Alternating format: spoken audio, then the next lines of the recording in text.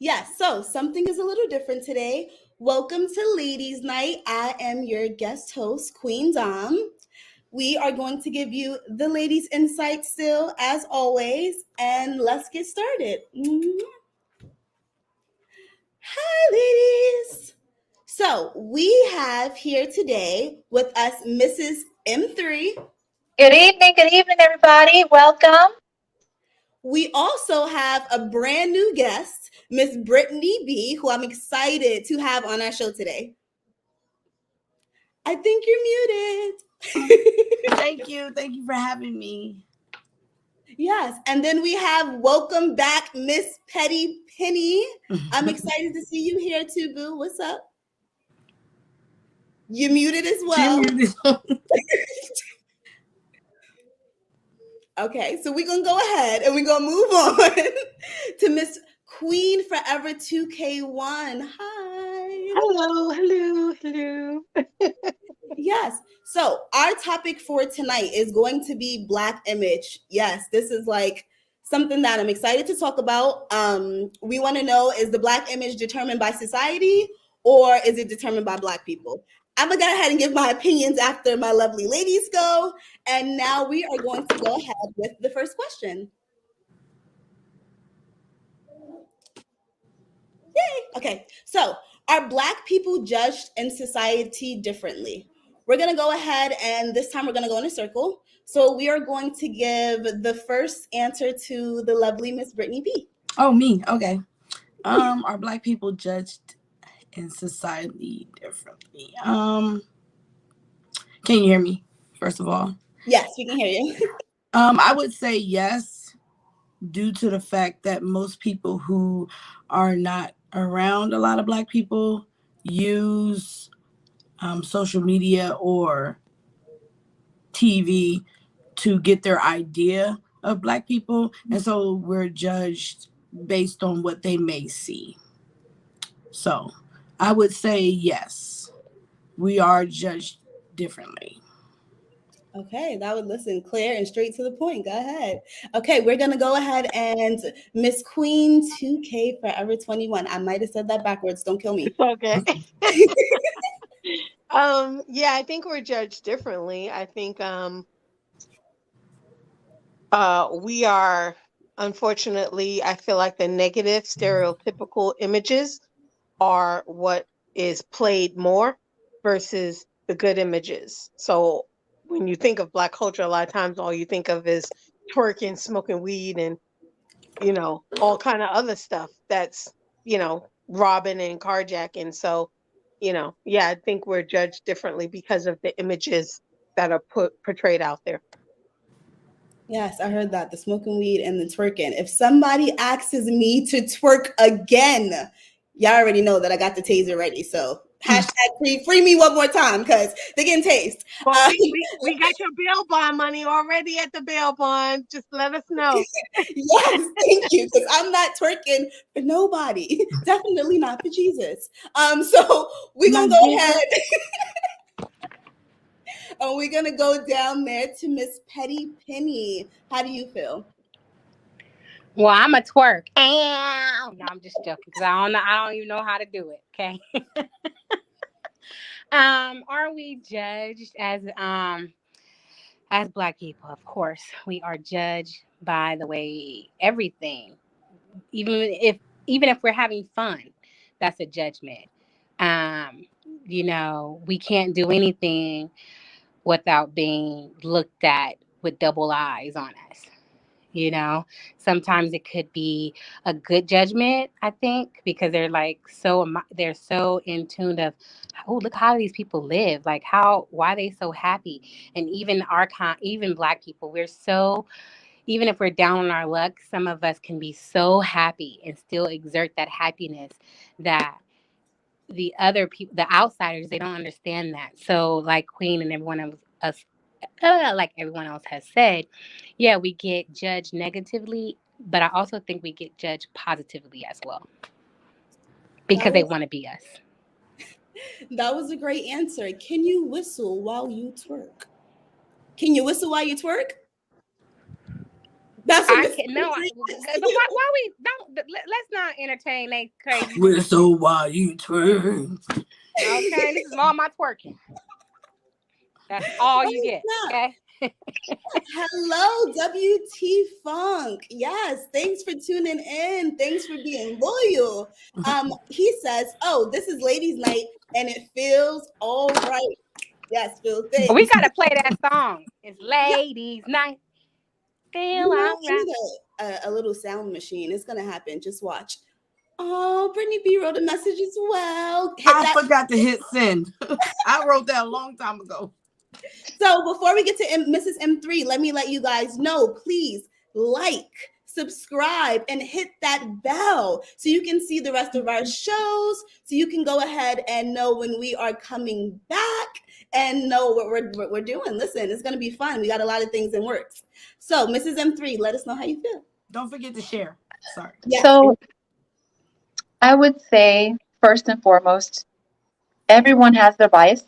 And we have to check our opinions at the door sometimes, depending on our situations, our surroundings, right? For us to say, are we judged differently? First question comes to my mind, than what? Or than who? Are we judged differently by whose standard, right? Are we held to somebody's standard? Are we uniquely ourselves?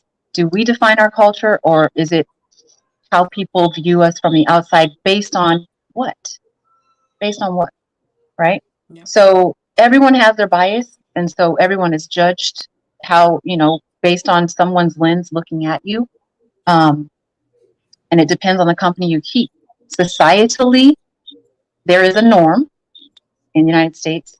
And I think that for anyone who is holding someone to the standard of what they see as norm or normal, they're going to see some outliers, some differences, and they're going to judge you accordingly because they have a specific, already predetermined how you are or who you are.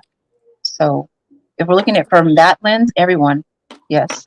Black people as a group, as a melting pot, are we judged differently than who, than what? I think, yeah, but I also think that depends on the company that we're in. So, yeah. Okay, great answer. So let me go ahead and answer that question. Do I think that we're judged differently? Yeah, definitely. I think that sometimes someone of a different race can do the exact same thing as someone Black and won't get the same repercussions or the same, I don't know how to say it. For example, the train in New York City, right? being on the train and being a teenager, it was like, oh, the loud black kids, the loud black kids. But when you're downtown, the other race kids are just as loud. Like they're just as loud, but maybe because their tone of voice, or the way they sound in your mind sounds better or feels better, and the way I sound, it's like someone of a different race could wear a messy bun. Let me wear a messy bun, and because of the texture of my hair, it's unkept. It's not neat. It's not cute. So yeah, I think we're judged differently. Definitely. I got a question. Yeah. I do apologize. I do not want to interrupt you, but I was just thinking about what Mrs. M3 was saying about from whom, because if she has a messy bun, but I have a messy bun, and it's said to not be kept up, kept like you said, who told you that? Was it your grandma? Was it your mama that said, make sure your hair look good, girl? Because Right, no. nobody outside said anything. No. It was you gotta understand who's telling you to make sure you move a certain way so that because they might have not never ever said nothing to you, but you might have got that perception from someone in your inner circle, like she was saying. We get these ideologies maybe from older generations that want us to make sure that we act a certain way, look a certain way, behave in a certain manner. And it's like, okay. And then you might get around and they be like, I don't know. Your bun look like my bun. I don't care. So right. I just had to throw that in there because I was just thinking as you were talking about the bun, and it's like, wait a minute, who told you to keep that bun nice and neat? Was it they or was it grandma? I would say my answer to that question would be definitely they. We're talking about, when I think about it, I think about the little girls in school, and their afros, or being told that their puffs were, not correct, but the little girl over there has her hair out as well. But because her hair is straight, it's right. Because her hair is straight, she's not getting sent to detention.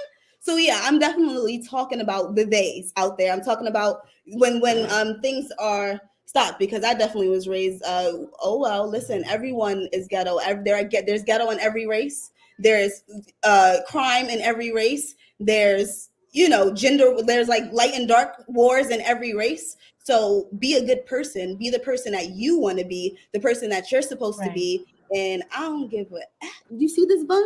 I don't give a mess because I got a messy bun. But it's definitely the days that I definitely see, or have seen growing up. And definitely having friends from different races who tell me that their parents and stuff definitely feel that way. And definitely, they feel bad that their parents are that way, and they are very honest about it. Like, I'm sorry, but like my parents are racist. Like I had somebody say, my parent would never let me date a black girl. Like, and this was someone that was my friend. Like, but have they ever said it to you? That's what my question was. Oh no, I'm talking in general. I'm just talking in general. If black people, the questions that we usually ask are like just general based questions. I know.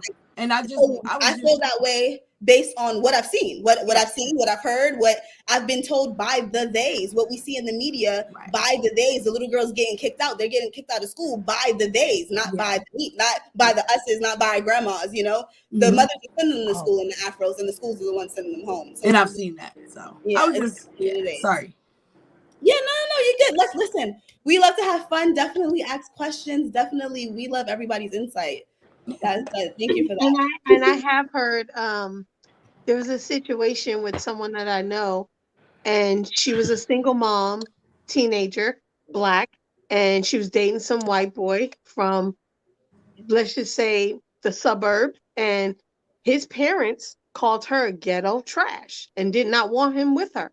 And he dated another black girl who didn't have a kid, went to college, and was maybe, I wouldn't say she was lighter skinned, but just her aura was slightly different, meaning that she was more proper and had more etiquette, and they were fine with her.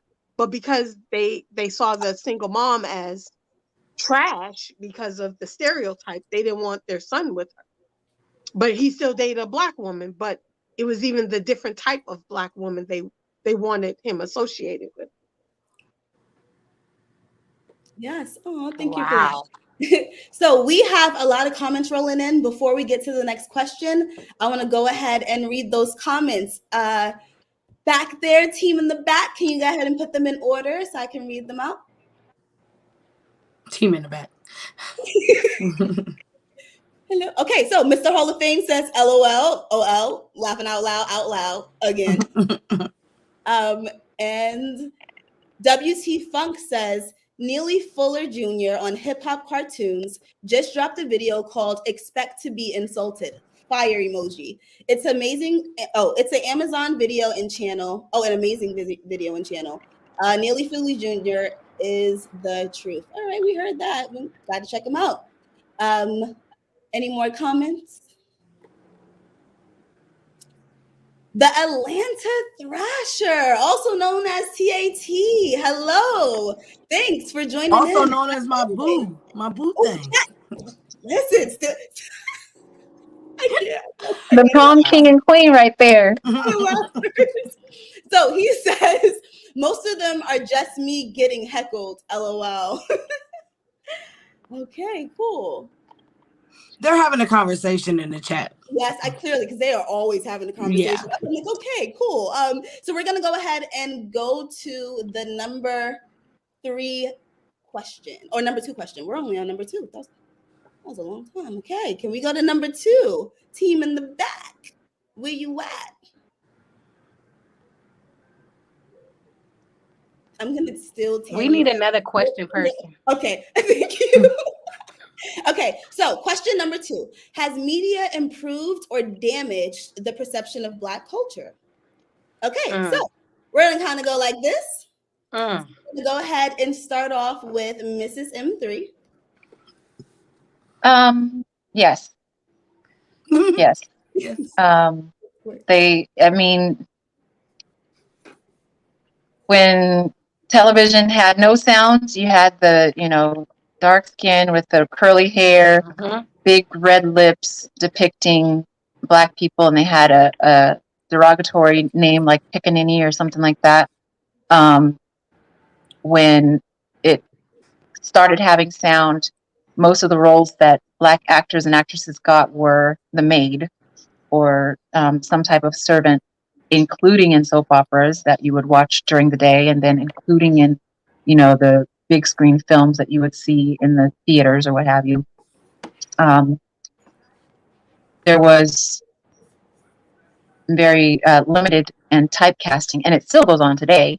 Right. You hear Black actresses and actors talk about, that they're typecasted, and you hear actors of every color, they're typecasted in some way, shape, or form. Like ageism happens, colorism happens. The darker your skin, the more angry your character, the more ruthless or culture of I don't know, the dark side of everything that is legal or illegal, and terribly so. The news and their narrative and they've shown this multiple times on different social outlets. You take a group of Black kids, whatever they're doing, and a group of white kids or any color other than Black, just go from shade, from dark shade to lighter shade, doesn't matter if they're Anglo or what have you. The news itself portrays and says hoodlum, hooligan, negative, negative, negative. And then to the other group of people, the lighter they get, these children are acting out after whatever concert or something like that. They'll spin it in a totally different way, but the action is the same. The only difference is the shade.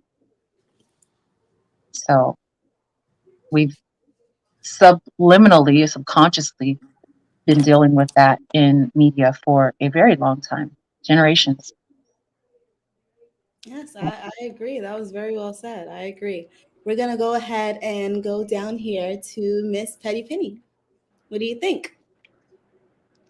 Okay, I may get in trouble for this answer. Don't get us flagged. But guess what? I'm petty, so I don't really give a damn. Um, I'm going to agree with everything that Miss M3 have just said, but I'm going to add a little cherry on top. I think that yes, and only because we asked for it. And let me tell you why. On a long time ago, in the 50s, maybe even in the 40s, I might be a little off. But we had African Americans protesting to have integration. Oh, I want to be on TV. I want to mix with the white people. I want to do this.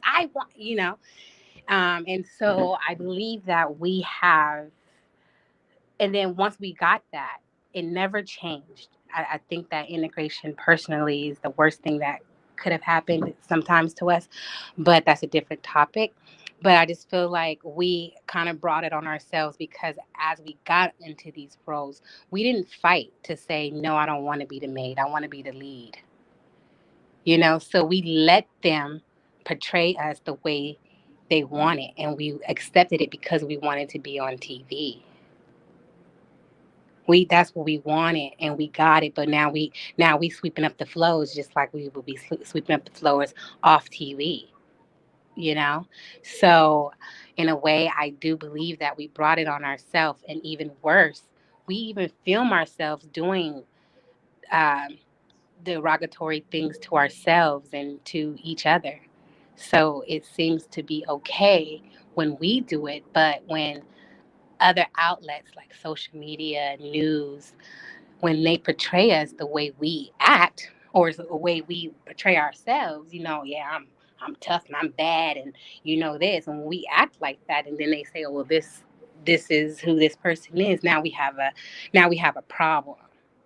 Now we have a problem how they perceived us, but this is how some of us are saying that's how we are. If y'all understand, if y'all get it. And so, in order for us to change that narrative, we do have to continue to fight. We do have to say, oh, no, I don't want to be in the back. No, I'm not going to be your maid. No, I'm not going to support movies that talk about slavery. Like, that's just retarded. Because I am now telling them this is what keeps happening. This is what I'm accepting. Yeah, let's talk about it. But other people may say, well, it's history. But we're giving other audience the permission to treat us like this because we keep talking about it. I mean, we keep not talking about it because I think talking about it is good, but we keep letting them portray it in movies and in shows, and we have to put a stop to it. That's my take. Okay. I had to think on that for a second. that was a lot said. We're gonna go ahead and go up to Miss Brittany B. My turn. So the question was, has media? So is that all media, right? I forgot the question, girl. Let me read it to you right now. I'll see it right here in the chat. Oh, okay. So we're talking about all media, correct? Yes. Mm-hmm. Because it says, has it improved or damaged? So I take it their answers are that it damaged. I'm going to go with, I'm sorry. Yeah, damaged. No, and it's fine. I'm going to go with both because I agree with what both Mrs. M3 and I don't want to call you Miss Petty. Oh, well, say Miss Ann. I'll tell you the story of why they call me Miss Petty. Miss Ann, I'm agree with especially what you said at the last point, as far as like we wanted to be, or they wanted to be integrated so bad, or they wanted to be integrated that they took the parts that just portrayed the life we was already living. But on the flip side, if we want to talk about today, platforms like this, YouTube, and other outlets allow us to portray what we want to portray. So we don't have to be subjected to what they say we are, what they think we are. We can give them the other side of the coin. So Right. it doesn't have to be just what they think of us. And if we want to be in that movie so bad, we have to play that part that they think of us. Now we can make our own movies. We can say what we want to say, how we live, and what, and give the idea that we want you to see. So I'm gonna say both. I do believe it can have some downfalls because on top of that, somebody can take this video and clip up you, and then they'll say that's Black women. Right. So so it has its downfalls and it has its upsides. So I'm gonna say both. Ah, go girl. Now they got 2 clips. Okay, so I love that answer. I actually really agree with you, but I'm gonna give my answer in a second. So before we move on to Miss Queen Forever 2K1, I am in Oakland with my family. So this is my mom, and she's saying hi. Hi. She's Callie Hi, Cutie Mama. in the chat. Hi, I'm Callie Cutie. You so beautiful. Yeah. Thank you so much. She's like, Mom, come all the time. So Yeah. this is me. Hi. Hi. I'm Nice to new, meet so. you guys. Yeah, You're not the nice one. I'm the nice one. I'm not nice. I'm nice. I said I'm new. Oh, new, yes. I'm Brittany. Dom's Oh, favorite. hi, Brittany B. Okay. Back to the show. Okay, ladies. nice to meet you guys. Okay, Nice to meet you. Yes. So, Brittany B, you over here making me thirsty, so I have to go recruit her for a glass. Yeah, but them 2 different thirsts we got going on. Oh, dang. See, I knew it. So, we're going to go down to Queen. We rough and tough with our Afro Puffs over here. I'm going out later, so I'm just having a little something. I'm staying right here. Oh. Okay, so Queen, we're going to go ahead and come to you. How do you feel? The question was, Do you think that the media is improved or damaged the Black image? I want to go with Brittany B and say I think it's both, because I think a lot of times what we've taken back some of it, meaning that we're stepping in and videotaping when we're being unjustly targeted, and so I feel like we're taking back part of our voice. Okay. But I do believe that media is who owns media, and they can allow it to be put out there what they want it to be put out there, kind of like what Sheree B Chicago was saying about Chicago, and she was saying that everyone calls it Chirac, and people in Chicago hate that because it's not. If you look up the number one most crime ridden city, it's not Chicago, but that's the image that is portrayed. So people were like, oh, I'm staying away from Chicago, but that's, nothing about it. You just know what is being fed to you. So I think it's a double standard. And I think it's also true, like what Miss Petty was saying, Miss Ann, about, what we put out there. And I think everyone's chasing the clout of being Insta famous. So of course you're going to put out the ratchetness because that's usually what gets the most views, girl fighting and stuff like that. So it's unfortunate, but I think it's both negative and positive. And I'm not going to get there when you said about integration. So I'm going to let that one go. I ain't going to go there. That's a whole nother story, but Are we gonna talk about it though? it's all good. It's all good. So yes, I think it's both 50-50. Okay, great answer. So I have to say that I definitely agree with Brittany and Queen, and I agree with a little bit with Miss M3 and Miss Petty, but I think it's both. I think that, like everyone said, in ways, the media gets to put out what they want sometimes, depending on who's controlling it, and sadly, the person who controls the most of it, can put out an image that isn't so great.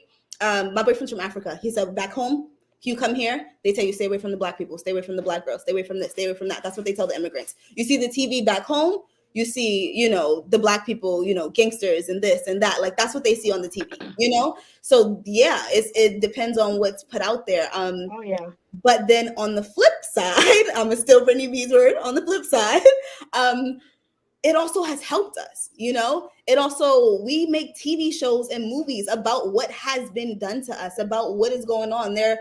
I want to say so many of the TV shows I watch, even the TV shows that aren't fully Black TV shows, they always have an episode of what's going on to Black people at that time. Like they always have a, like if someone gets shot, you know, and police brutality, they have an episode about that. Like, you know, even on Grey's Anatomy, they have an episode about the young Black boy, you know, being shot going through his window for no reason. Like, so it's just like in one way it does, you know, change the perception, but in another way, you know, it helps us, you know, and it is taking us also too to stop bashing each other. Like stop telling people like, oh, don't do this because you're Black and people are going to see you like this. What we need to be telling each other is to just be us and tell other people everybody has different kinds of people in their culture. It's not just us. So we shouldn't all have to be like, oh, Holy Mary, Mother of Grace. No, that's not fair, boo. Like, that's not, like, I'm mad. Like, that's not fair. If I want to yell and I want to be loud, right, it should be, that's wrong because yelling and being loud is wrong. It shouldn't be, oh, here goes the Black girl yelling and being loud.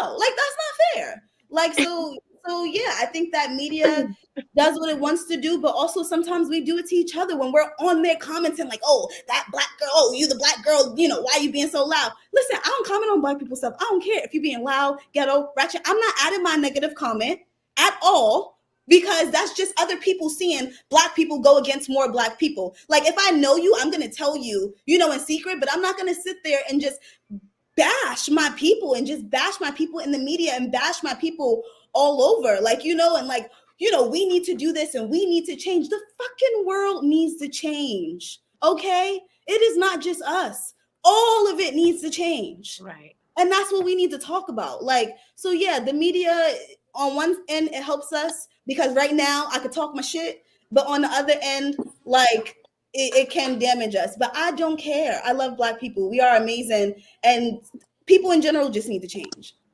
I think that we just have our own culture. If you look at it, everyone has their own thing that they do.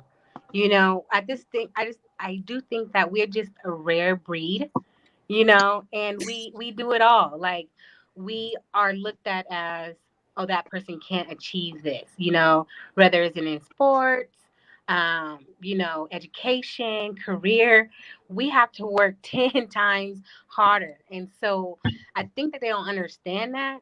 And so when we do go up, for instance, gymnastics, oh yeah, we're getting ready to do it. We're getting ready to kill it because we had to work 10 times harder to get it, you know? So I feel like they just don't understand us. And if they come into our culture and then really just try to learn who we are, they'll know that we're good people.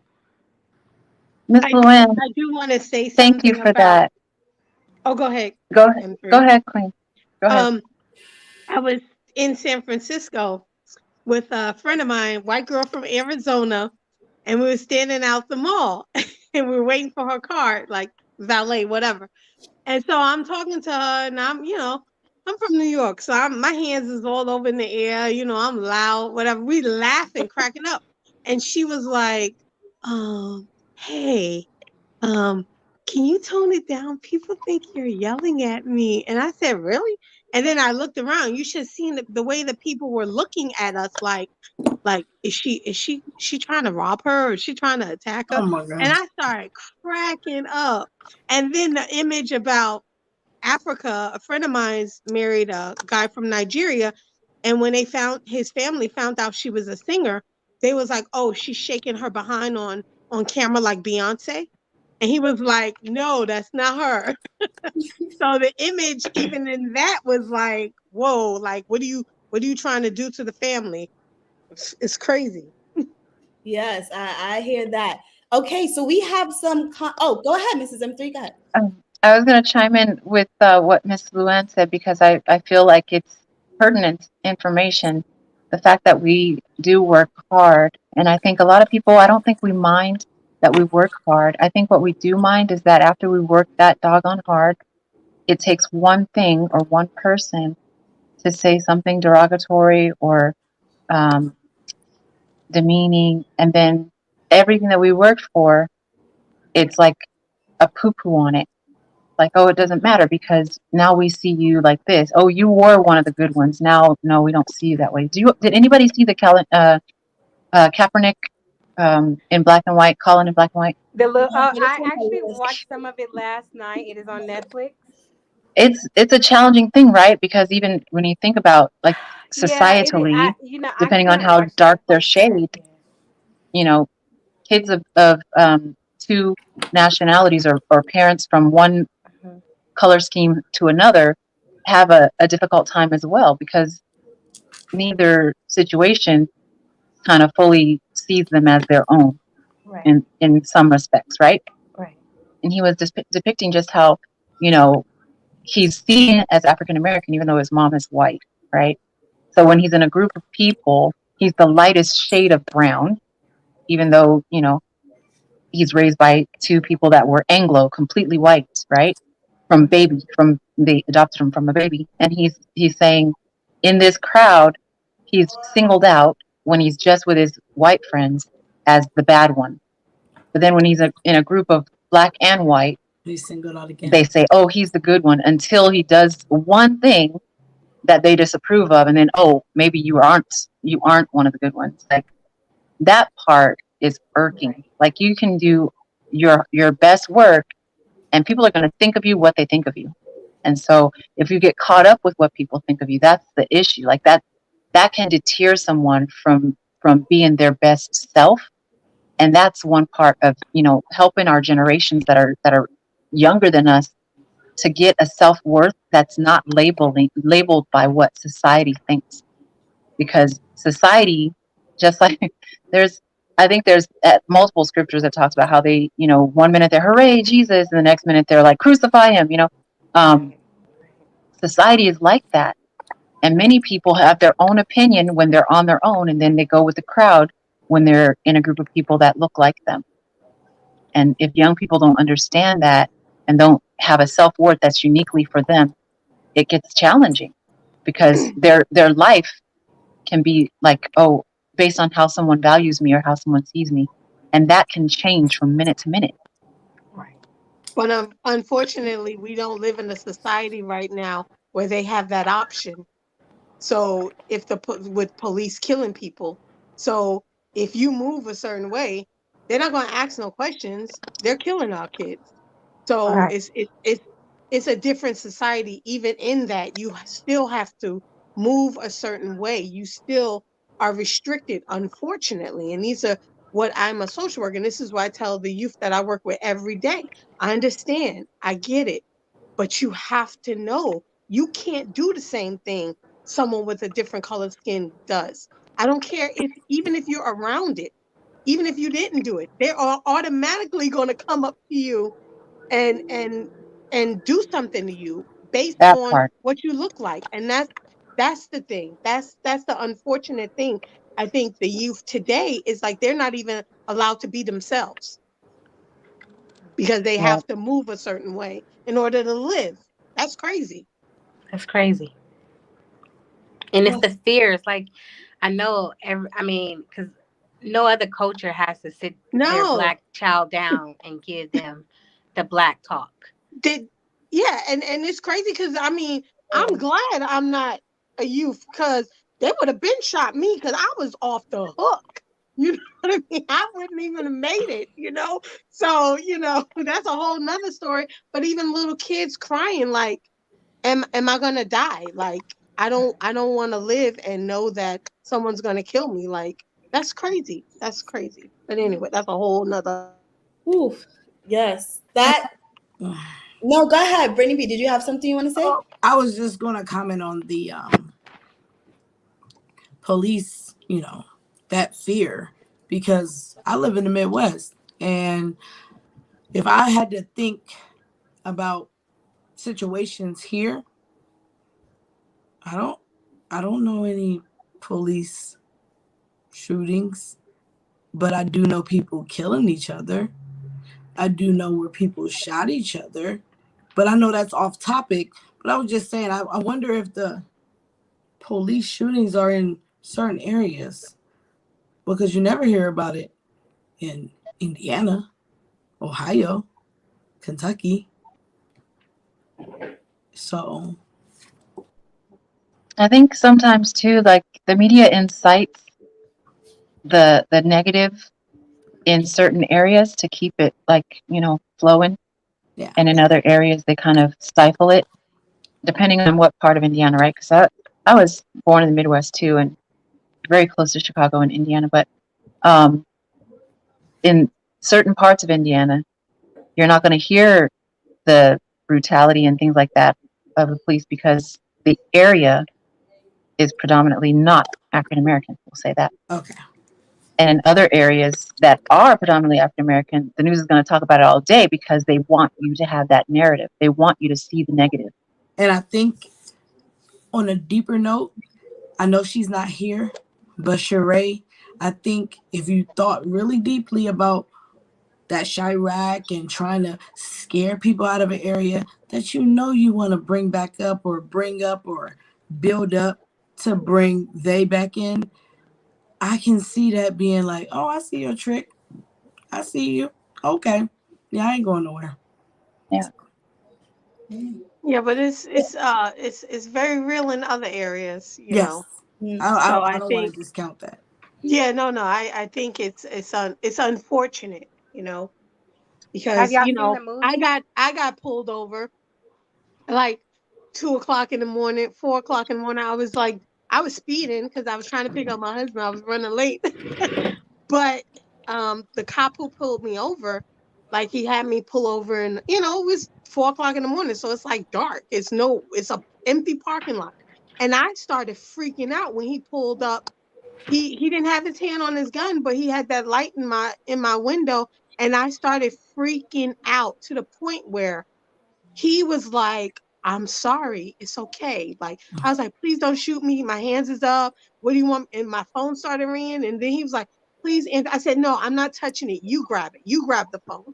So he grabbed the phone and he talked to my husband. He was like, your wife is having a hard time. She was speeding. I'm sorry that, the images that are out there, I'm not one of them. I'm so sorry. She's going to be okay. I'm just going to give her a little ticket because she was going 90. But, I was like, I almost had like I had a mild panic attack because I just didn't know what to do, But, this is unfortunate. When I see a cop get behind me, I get off at 1 o'clock in the morning. I get scared. I immediately get off the freeway and I go somewhere. I like pull in a 7-Eleven or a gas station because I'm like, why are you tailing me? Why are you behind me? What's going, So it's unfortunate. Right. So, oh wow, that got deep. I'm glad that we're having this conversation. I'm actually going to go ahead and read the comments before we get to the next question. Can we pull up the comments, please? Okay, so I'm going to start with this one. Oh, I always think I know what I'm doing, and then something changes. No, it takes a while, so we're just gonna read. My mother's doing. She's catcalling me. Yeah. Jingle bell. Okay, there we go. Oh no! So we wanted to go ahead and read the comments before we move on to the next question. Too late. Too late. Right. Okay. Oh, so the Atlanta Thrasher. Hey. Let me stop because that's Brittany B's boo. That wasn't that much of a hey. Just chilling here for ladies' night. I love at knowledge and relationships. We love you too. How are you, Buzz Royale? Oh, hey. We have someone. Oh, welcome, Buzz Royale CR. How you doing? He's just letting us know he's finishing work, tuning in, hoping to get some advice. Today, he also says today seems to be about Black culture topics right now. So I'll wait another time. Yes, unfortunately, we are a Black panel. So we are going to have a lot of topics that have to do with Black culture, and most topics will probably lead to something about Black people. So sorry about that. He said, I like when they talk about relationships. Yes, but when we talk about relationships, we're also talking about Black people. Atlanta Thrasher. But don't be scared to come when we talk about Black people. Don't be scared. That's the shit we talking about. I was trying Come on and join in so you can learn. Not learn, Don't- but we can also learn from them too, because And that's we the, can learn, right, yeah, that's Exactly. the issue. right. I like that. Like Brittany, this is what Brittany B is saying. Just because you ain't black doesn't mean you can't come in and share some knowledge, or talk and hear some knowledge, because you might need to learn something. And I said you might need to learn something too. So they say they always have a very wise panel with diverse views. I've learned a lot here. The knowledge is great. Thank you, Diana Thrasher. He also says that he worked with local government. His local government, local PD, police department, had 2 police shootings in around 175 years. One was in the 1800s, and the other one was a recent cop suicide. Well, sorry to hear that.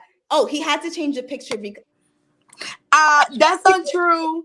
You read that one. He said he had to change his picture because I didn't want to go to prom with him. No, what happened was M3 asked me, was I pro-black? And I'm like, I guess, yeah. He was like, oh, Atlanta Thrasher, he's white. So I'm like, oh, wait a minute. I'm not discriminatory either. So look, we can always I live in Indiana. We can go have a good time. I just never was approached by a white guy before. So, but M3 also said today that you're married, Buster, and I don't do married. The first time for everything.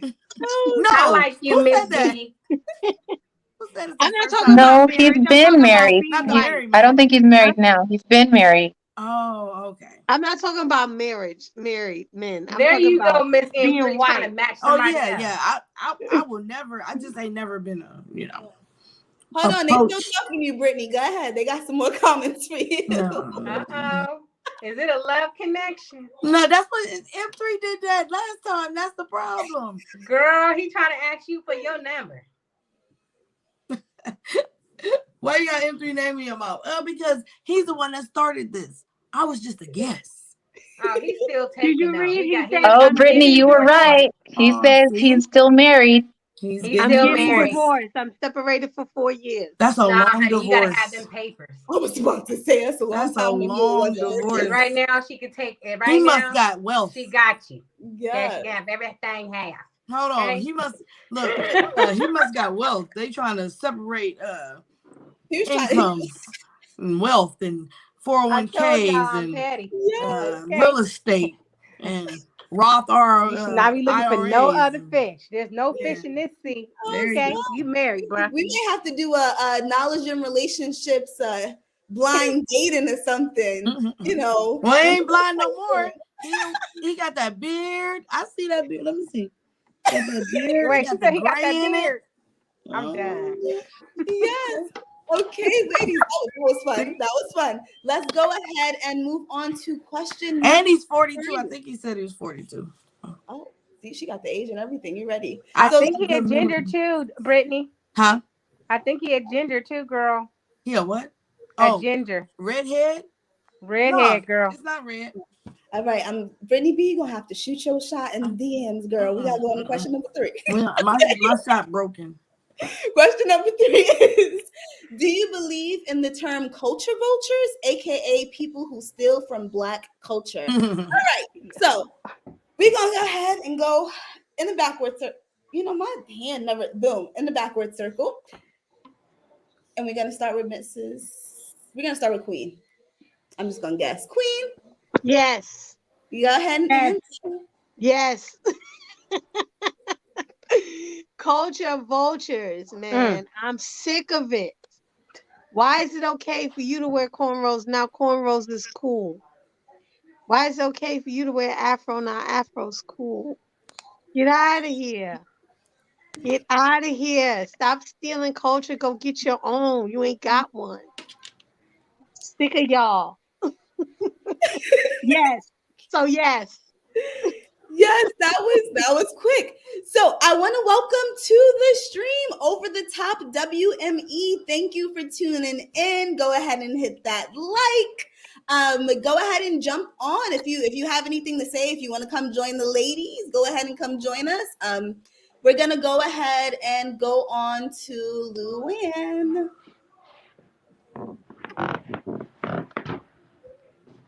Luann, you got an answer? Oh, me?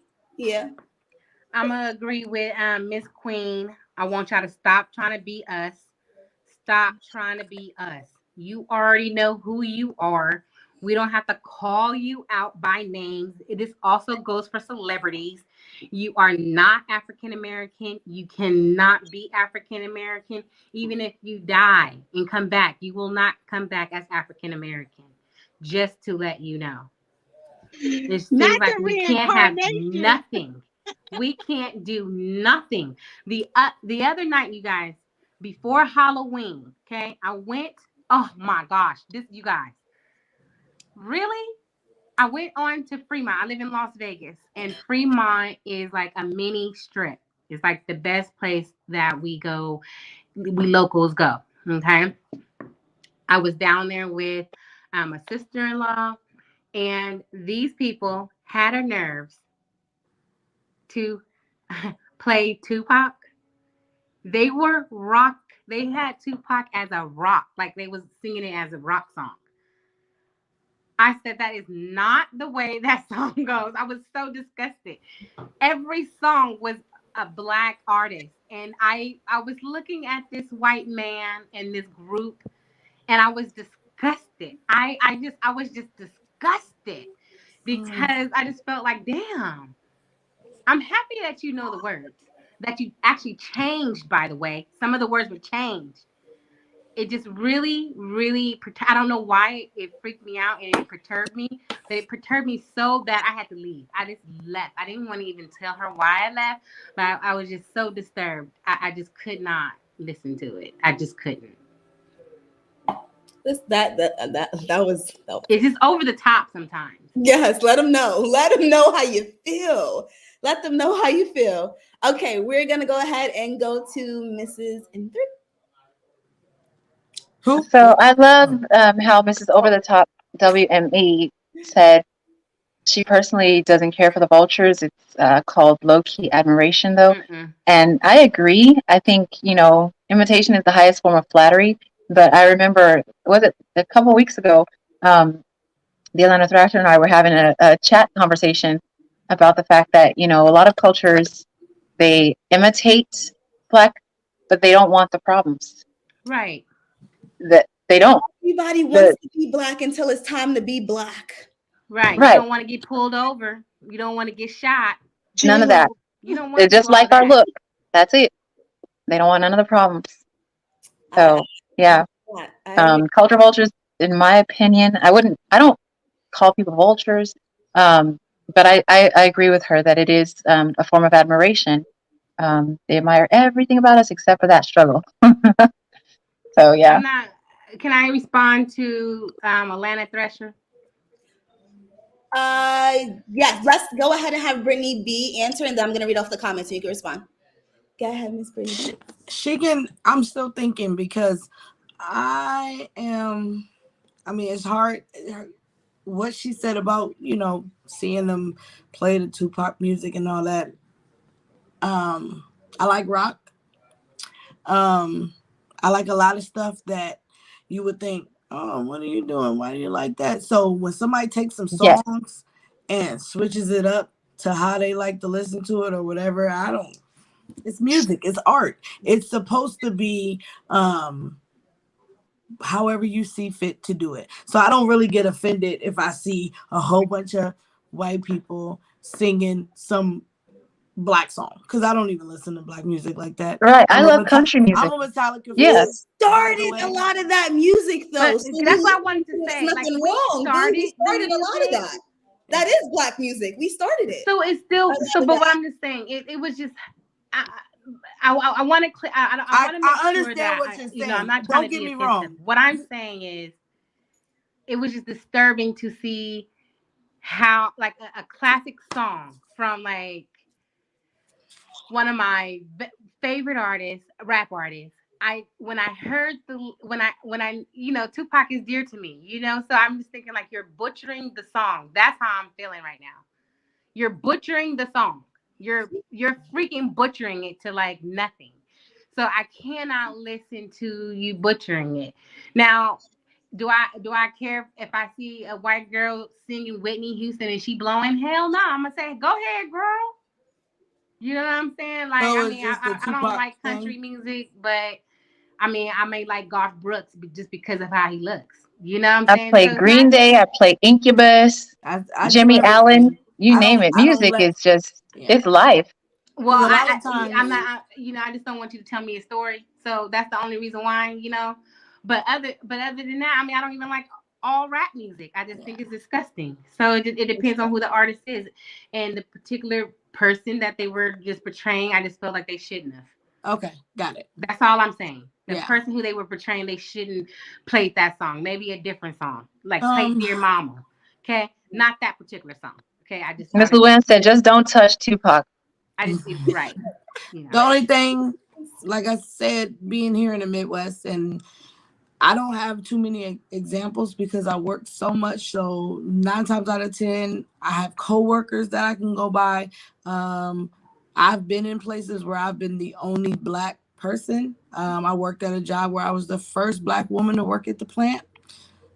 First Black person to join their union, first Black woman to join their union. So I've been around white people that do their own thing, and I've seen some stuff where I'm like, all right.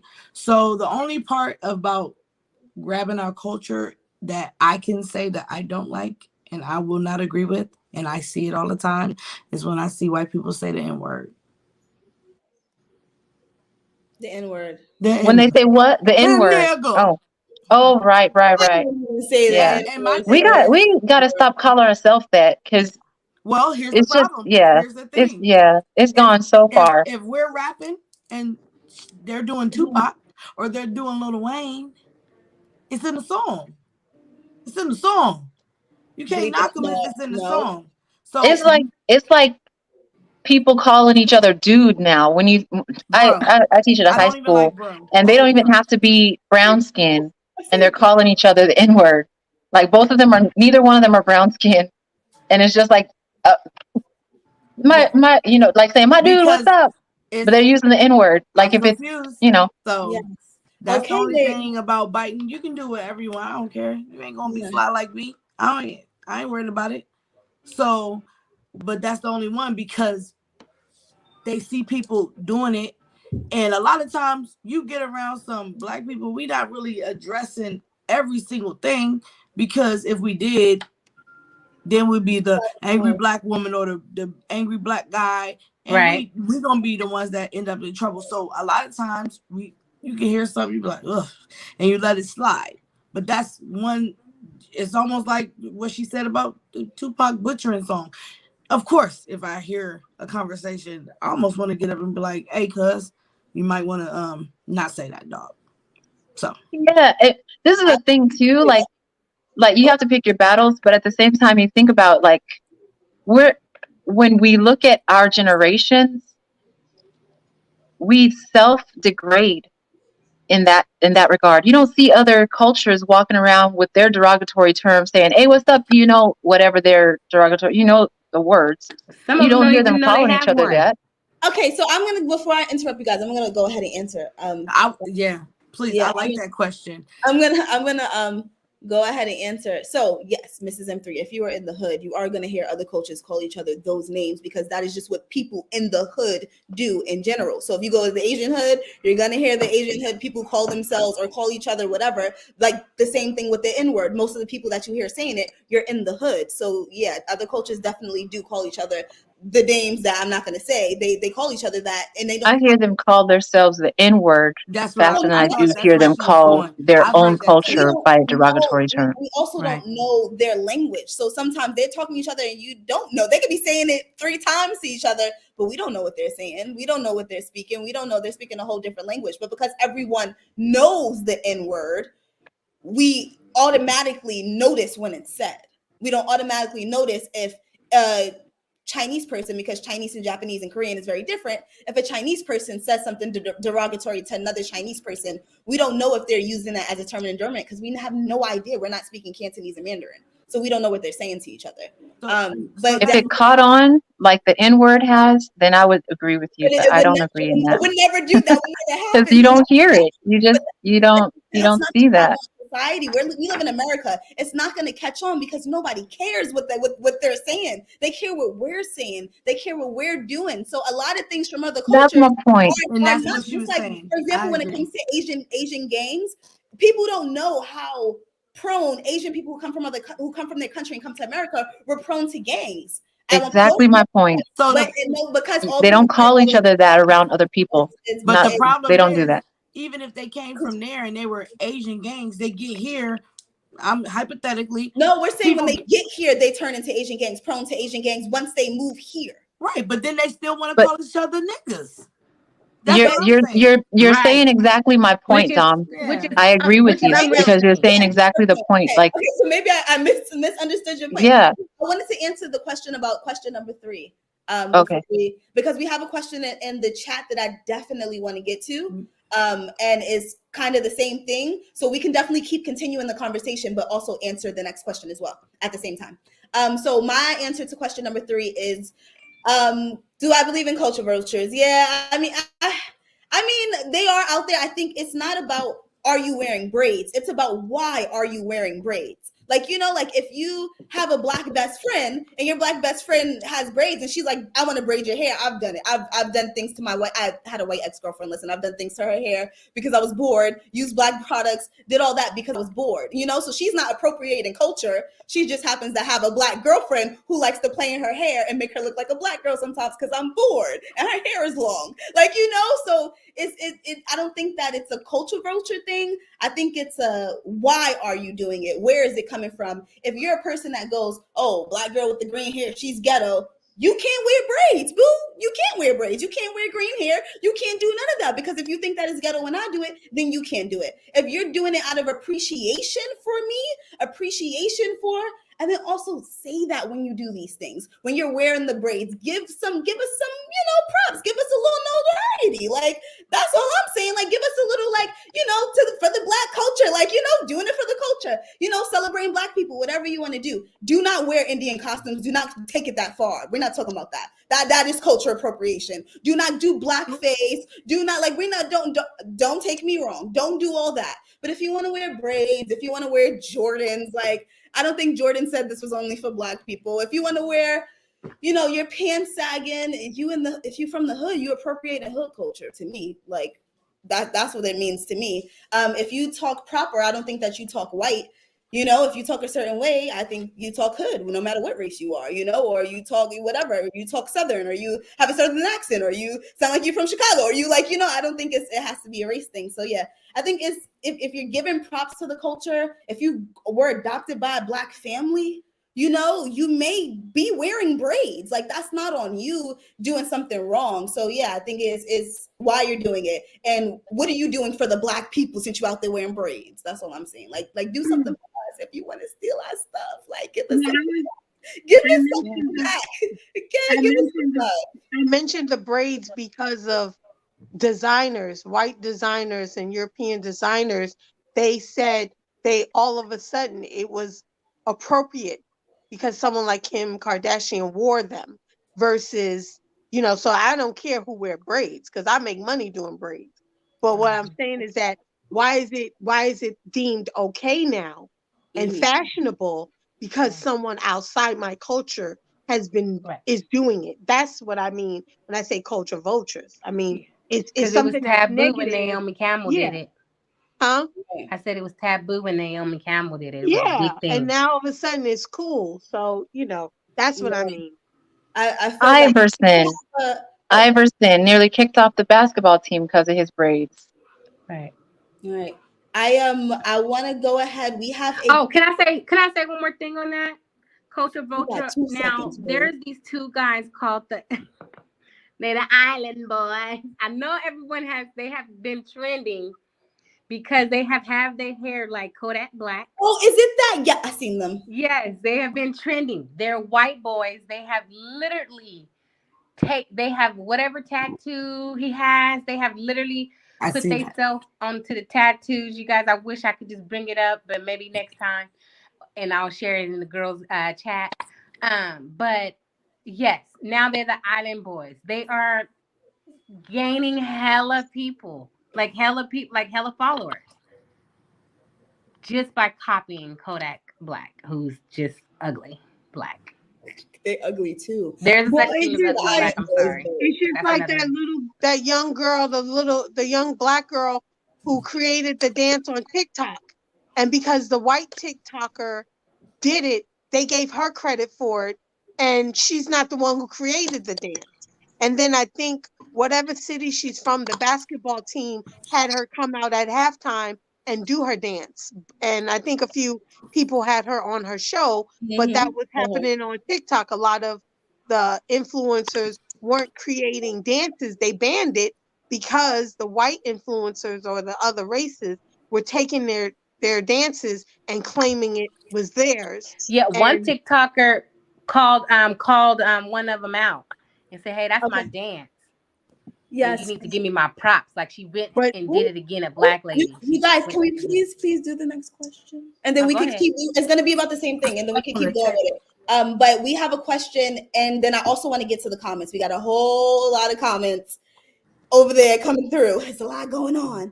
And then we're also going to be gone soon, guys. So we're gonna go ahead, and we have a question from Over the Top WME, and she asked, "Can you guys play devil's advocate?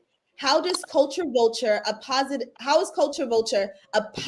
for the Black community?" So I guess she's asking, how could it be a positive for us? So I'm gonna go ahead and start with Luann, and then you can finish like your thoughts and stuff. Luann, For me? yes. Oh, okay. On the other hand, I do think that it can, even though it's annoying, it can just show how unique we are. We are a very unique culture. And when people decide to copy us or imitate us, whether they're different race, it kind of lives on, it kind of feeds on and it goes to other countries and other places, whether we did it or not. I mean, whether we're doing it face on, but we're behind the scenes. And we're being copied, So I guess like, with what the young lady had just said before, instead of looking at it as, a negative, we can look at it as admiration, admire, I like to be admired, so I like to be, looked upon, and I like for people to be like, "Oh, I want to be like her." So I guess that could be the positive in that. And, some other people looking up to us, and us not always being a bad thought when they think about Black people, That's a good answer. So, Brittany B, I'm gonna have you answer next. Next, we had a question from the comments, and it was, "Can you guys play devil's advocate? How is it a positive for the Black community? Culture vulture." When people steal it, means it's valuable. Like you said, people want to be like you. You emulate what you want to be like. So if you want braids so bad and you want a big, I don't want to do that. If you want our swag, there it is, swag. If you just love our charisma, Black guys too, Black women, if you can see how smooth we are, how cool we are, you just want to be that so bad, then obviously how dope we are. So obviously, hey, go ahead. Keep on trying, baby. You ain't never gonna be like us. Go on with your not bad self. Yes, Yeah. that. Hey, and so then you look me like, man, you ain't gonna get it, girl. Nice try. Yes. Oh man, that is what I'm talking about. Look, nice try. I see you over there trying, girl. Look at them puffs. I see you. Okay. I see you with that tan. Oh, poor baby. Is that sun hurting you, baby girl? Oh. We need to have you back, girl. You need to be back next Saturday. Even though my legs don't get tan. Just FYI. It is white people who are darker than me at work because, they can hit the sun and it just be sure. And I'm like, man, my poor little light skinned legs, but it's all good. Oh man. You still trying to look like my sister. Thank you for that laugh. Thank you for that laugh. You're welcome. So just really White quick, people. just some promotion. Get the likes up, get the likes up. Free Damo and Damo Life t-shirts coming soon. Miss Petty Penny fan club coming soon. Dom show coming next week. And we're gonna go ahead and move on to Miss Queen. Miss Queen, how do you feel about the positive of Culture Vulture? Is there one? I don't like it, but I guess it's positive. I hate it. The sun trying to kill us. Okay. You're right. You better put some sunscreen on. Skin cancer is a mug. Don't play yourself. But yeah, I mean, I guess it's okay, but I still don't like it. But I understand the positivity it can bring. But I just think it's sad that I have to have another race validate me. I think that's a horrible feeling that, another race has to validate my work. And if they don't jump on board, then it's not cool. Right. So yeah, I think that's a horrible feeling for anybody. So anyway, yeah, that's my point. That was very well said. We're gonna go ahead and have Mrs. M3 answer. What's the positive? Do you think there is one? Oh, she didn't go. I think positives. Once it's mainstream, you get to see it on TV, and like, yeah, that's us, But yeah, I think in agreement with Queen, it's just no one has to validate you, and it's a sad thing when someone outside of your culture gets recognized as, oh, that looks good on you, when within your culture, people on the outside looking in will say, oh, you can't wear that style to work, or you need to, button that up or tuck that in. Man, all day long, because the elders, you better pull up your pants. But that's a whole different other situation. But for a culture appropriation, as long as it's not being made fun of, like there's certain actors, actresses, musicians that will take our cultural norms and the things that are beautiful, and we know they're valued by everyone as beautiful, but then they'll poke fun at it, like we were talking about at the beginning, early times, silent film with the cartoons that had the dark skin and the called black little black boys and girls like pickaninnies or whatever. When your culture is being made fun of versus someone is just appreciating it, and oh, now I found someone that can braid my hair like yours. Like maybe they had a little best friend when they were younger that they admired them, and they were young, their parents didn't know how to make their hair like that, and now they're older, they found a hairstylist that can do it, and so they're like, I wanted my hair like this my whole life. There's a difference, you know what I'm saying? But yeah, so once it's appropriated, it becomes mainstream, and I guess that's a positive. Yeah. Very good. So I would say there could be positives to culture vultures. Like Ms. Brittany B said, we're valuable. It makes it, something that someone wants. Like, it's a hot commodity, clearly, if you guys all want to, copy it. Sorry, I keep reading the chat. It's I think that now it's seen more. I think that when people see someone else do it, sadly, it now becomes okay. But that could also be a positive for us. Like, we don't have to fight for everything. Like, just her wearing some braids. Now I got to fight about wearing braids to school. Thank you. Like, because I'm tired of fighting. I had to fight about a whole bunch of things yesterday. Can you just wear this jacket so it could be okay for us to wear this jacket? I mean, like, it's annoying and it sucks, but I mean, it's the world we live in. So we got to, we got to figure out a way to get to the top. And these little tiny things that we may not want to allow us to do bigger things, allow us to, so I think sometimes the little things you got to kind of be like, fuck it, let her. Sorry. Let her wear whatever. Don't let her wear the braids or whatever, and at least now I can go outside with braids. I can go to work with braids. Dang, because I'm tired of straightening my hair. So, I guess that could be a positive. Like, I could see it as a positive. And also, no, that was a different topic. Hold on. Bus. Yeah. Are you thinking that the question meant once they do it, it's okay for us to do it? No.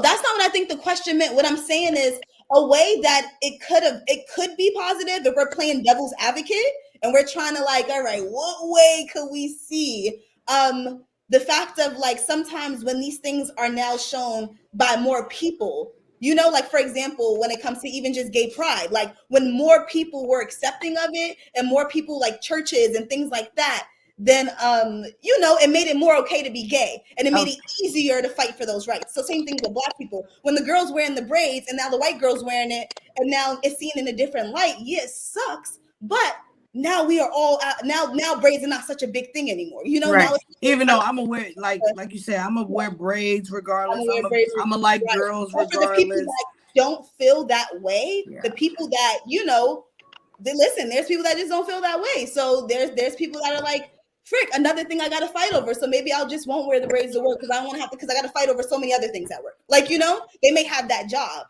I got 5 kids. I can't be fighting at work. Like I need to do my job, So 5 kids. If I have to beat your ass at work, I have to beat your ass at work. So they're like, listen, fuck it. Let's go. Don't do that. We're not messing up the bag. If it's going to get. I'm just joking. So I think.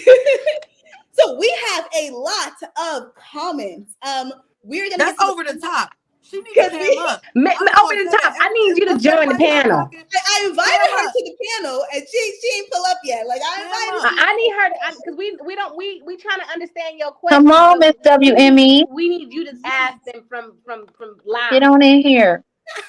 Yes. So, but until she comes in, we're going to go ahead and I'm going to read off the comments really quickly because we're going to get to question number 4. So if the team in the back can start with the comments, I can go ahead and read them. Not all of them, most of them. Like and subscribe, yes. So we are going to get to that question after we answer question number 4. Awesome conversation, ladies, from over the top. Thank you. Alana Thrasher said, yes, I agree. Dom, can I say something? I'm sorry for the F-bomb. I'm sorry. I know, I'm sorry for the F-bomb. Queen Christmas cards and ornaments are here for the holidays. Yes, Miss Queen, I saw some of her cards, so hit her up for all your holiday needs. Let her give you your cards. Let her make you some ornaments. Sorry, I don't care if she's busy. She needs, hit up. So, Mr. Hall of Fame, over the top, WME, shout out to you, sister. Yes, shout out. Please feel free to join the panel, because we just keep asking and asking. Girl, you might as well get up here. So, Mr. and Mrs. M3 gluten-free Christmas cookies are here for the holidays. They will ship it to you from Pittsburgh. No problem. And over the top, WME said we claimed ownership in our Black products. Yes, we did. Like we have been doing the damn thing. What's up to Black businesses? Shout out to Black businesses. I actually went to a Black winery 2-3 years ago that I really love that I'm going back to for my birthday. And it's in Wait, Napa. you went where? Black winery. And I'm not going to the big winery. I'm going to their small winery, but they have like a whole big thing. So Black Wall Street Trading LLC. Shout out, Mr. Black Wall Street. Says, sup ladies, what's up? How are y'all? I'm doing great. I think my lovely ladies are doing great as well.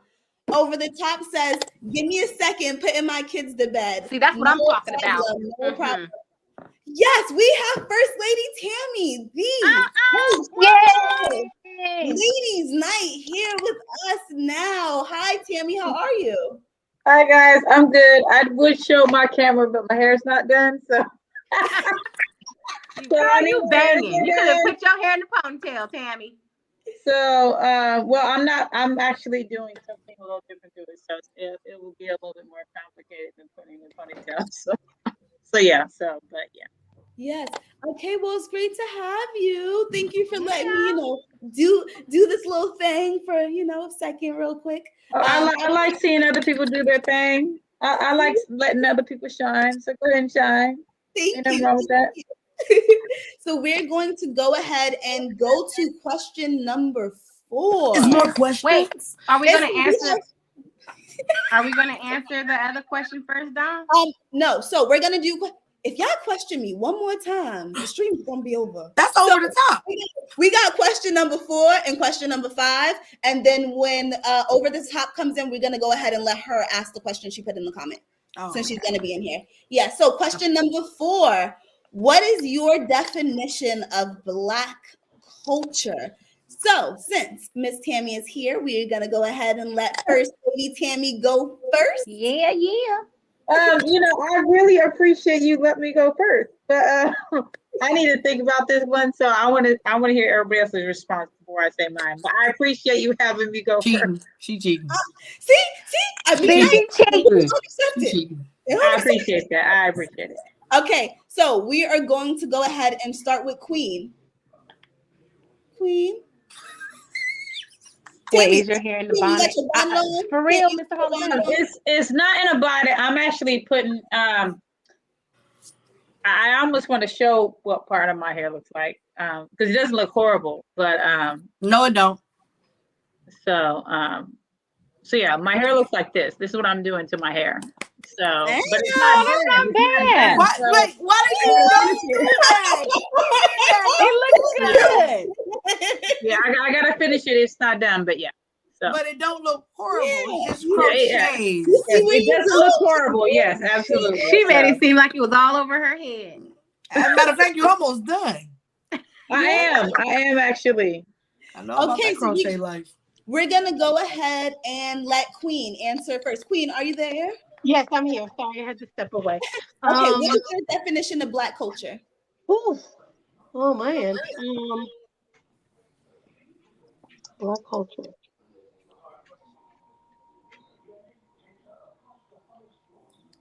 I think oh, that's a hard one. Yeah, I feel like everyone is there anyone who's funny? Yeah, you just don't think about that. Yeah, I'll go first. Go ahead, Luann. Go ahead, girl.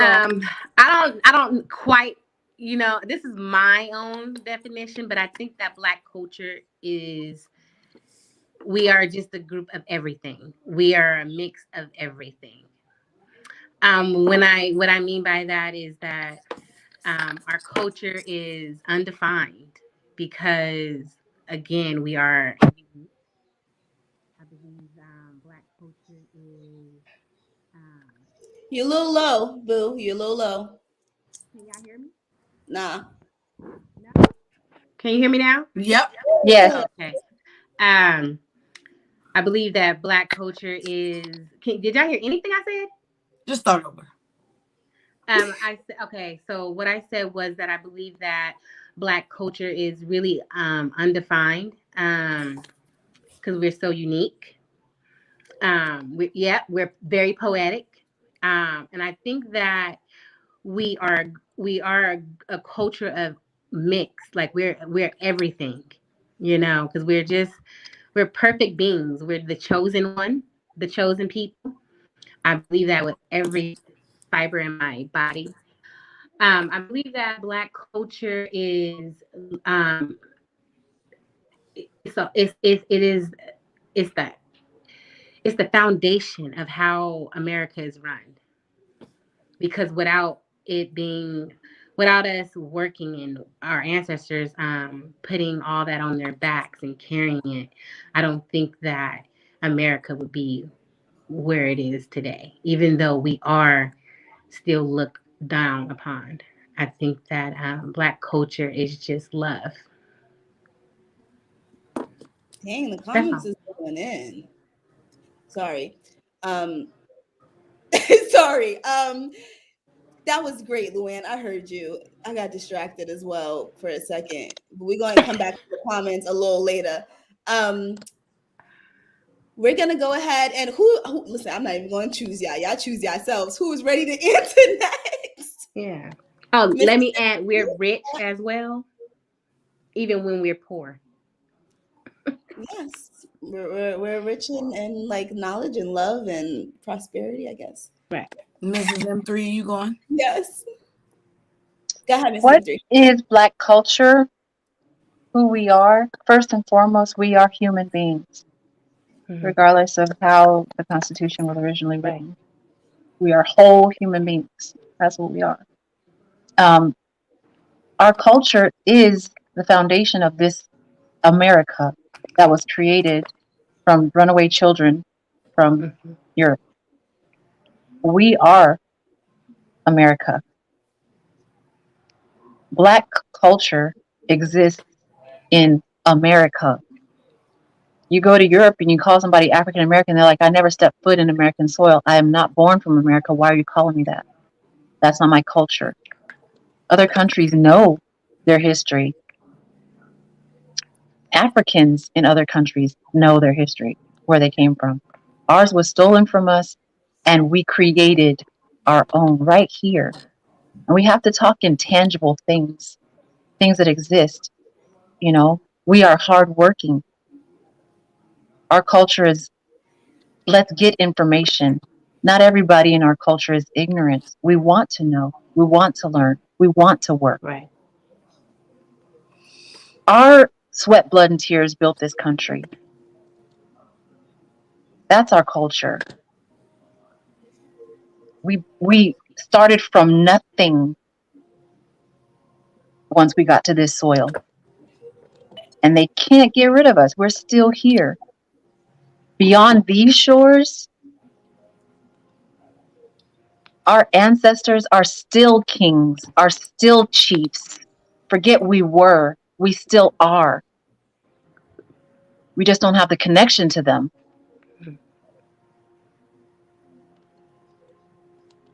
We're human beings, first and foremost. Girl, And you our better culture preach. comes from our environment and our heredity. That That's what I was have to say about that.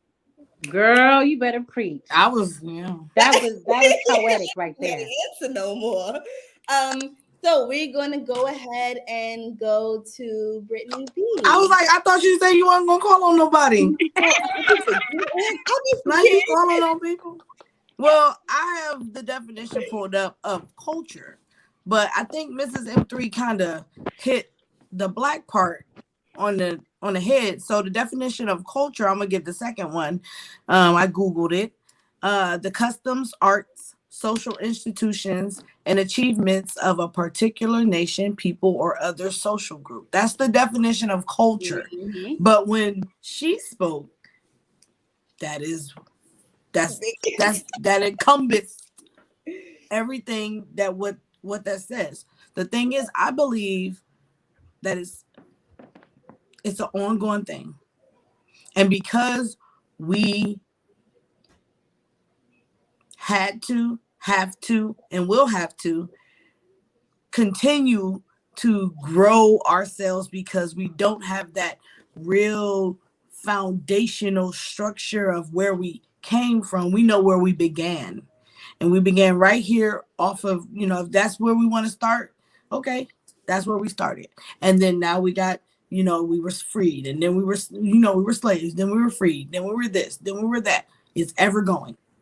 Every time we turn around, it's something new that adds on to our history that's just going to keep on going. You know what I'm saying? It's nothing that we can be like, this is what we do. No, this is what we got to do. And we got to get ready for the next move that's going to add on to our culture because it's ever changing.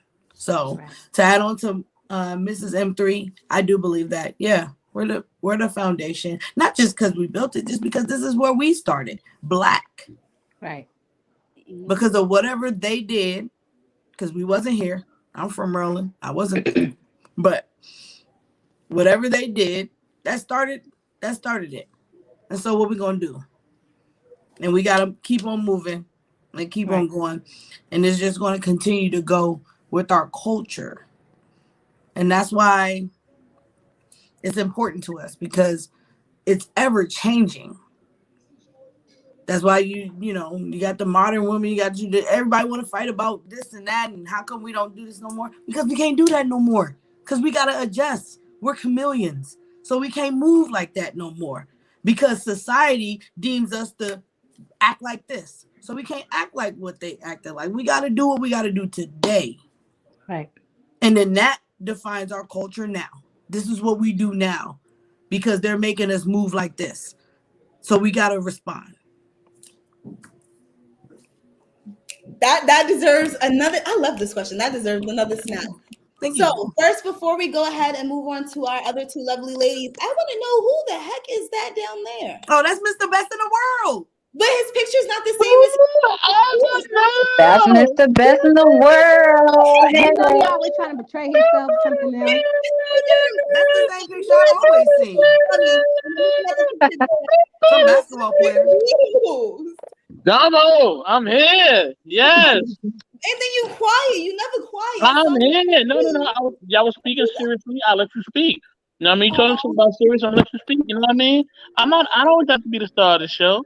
You know what I'm saying? Sometimes I like to fall back into the cloud. You know what I'm saying? But yes, you know what I mean? Listen, you know, I thank all of y'all for being on here. You know what I mean? I appreciate all y'all. You know, shout out to Queen. You know what I mean? First Lady Tammy, Miss Petty Penny, ow. You know what I mean? What's going on? You know what I'm saying? Shout out to Brittany B. Good to see you, sister. You know what I mean? Mrs. M3 and Damo. Yeah, Damo Life. Free Damo. Listen. Put the number 4 question back up there again. M3, hit me up. What the number 4 question at? I know you did. So really quick before you answer, I just want to give a quick shout out. So shout out, of course, to Best in the World. I'm still gonna call him Hall of Fame because I think that's better and we should vote on it. Shout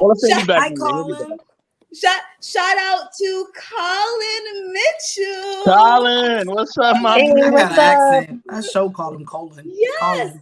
and shout out to my favorite person, DJ Eddie King, who says, ladies, what's up? Chill, because that's what he would be saying if he was here. Okay, and now go ahead. We're going to go ahead and let Best in the World answer the question. Yes. Thank you, Damo. I appreciate it. Damo, you're doing an awesome job tonight, too. You are, Damo. I've been wanting to say that for so long. You're doing an awesome job tonight. It's practice. I'm definitely so. I'll talk to you after this. Let me say to the question. So, what is my definition of Black culture? To me, it's African culture, and it goes beyond America. You know what I'm saying? We have culture here in America, of course, but our culture is traditionally African. You know what I mean? It's Afrocentric, and you know, and it has to do with all of the tribes, all of the nations of Africa, and everything that's to do with Africa. You know what I'm saying? And we weren't just slaves. So when people just think that they just want to be all about slavery or just about segregation or the crack era or whatever era, you know, that they want to talk about, even the era now, you know, the technology era, you know what I'm saying? They always just want to kind of just make it Americanized, but our history dates way before that. You know what I mean? We talking about the pyramids in Egypt, you know what I'm saying? We're talking about the Moors, we're talking about all the kings and different queens, you know what I mean, that represented us and represent our nation. There were some strong kings and queens. You know what I mean? Not only do we have strong kings, but we have strong queens too. You know what I mean? There's a lot of strong queens that led nations, African nations, that were very, very successful, you know what I mean, and very, very plentiful in resources. You know what I mean? We had the richest man in the world, Mansa Musa. You know what I'm saying? You know what I mean? So that really is our culture. You know, it's based in Africa, you know, and it deals with, you know, King Tut all the way to Bob Marley. You know what I mean? You know what I mean? From Michael Jackson all the way to Ella Fitzgerald. You know what I'm saying? You know, so, you know, it's all those things right in one. The Fela Kuti. You know what I'm saying? You know, all things dealing with our culture. You know what I'm saying? And I just got to say this, ratchet culture is not African culture. No, ratchet culture is basically a culture that's set aside, you know, of all the negativity that, you know, people who should be a part of our culture represent. You know what I mean? So, yeah, that's what it means to me. So, yes. But, ladies, I have to go. I will be supporting in the comments. Love all y'all. You know what I mean? Like I said, Damo, you're doing a great job. Shout out to all y'all. Wait a minute. Much love, y'all. Wait. Before you leave. Go ahead. Who want to highlight? When you say when Getting. you be like, Damo, where you get that from? That's me. Okay. I was just making sure you didn't Wait. get it from. I was seeing if you got it from Eddie Murphy. No, but No. but who did you get that from? That was you, girl. Thank you. Yeah, that's you. You know what I mean? We got the Miss Penny Fan Club starting real soon. Your fan club starting real soon, girl. Yeah. You know what I mean? Let me do some promo real quick before I go. You know what I mean? Do some promo because that's what I do here. You know what I mean? So yes, you know, Damo got something. Damo Lou ain't cooking up something. We're not gonna tell you, but they're cooking up something. That's what I'm gonna tell y'all. We ain't gonna tell y'all when. We're gonna tell you how, but they're cooking up something. I mentioned it at the end. Oh, it's all good. Yes. Free Damo t-shirts coming up soon. Damo Life t-shirts coming up soon. The M3 winter pillows are coming up soon. Okay, for all you people who need a pillow, coming up soon. Queen Christmas cards. You know what I mean? And of course, Mr. and Mrs. M3, they got the gluten-free cookies for you for the Christmas holiday. All right? You know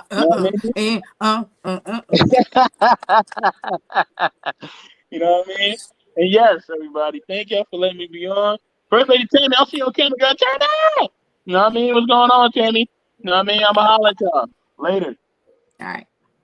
Somebody's asking for our link. Yes. So the link is in the chat, or there it goes. He'll put it back up right there.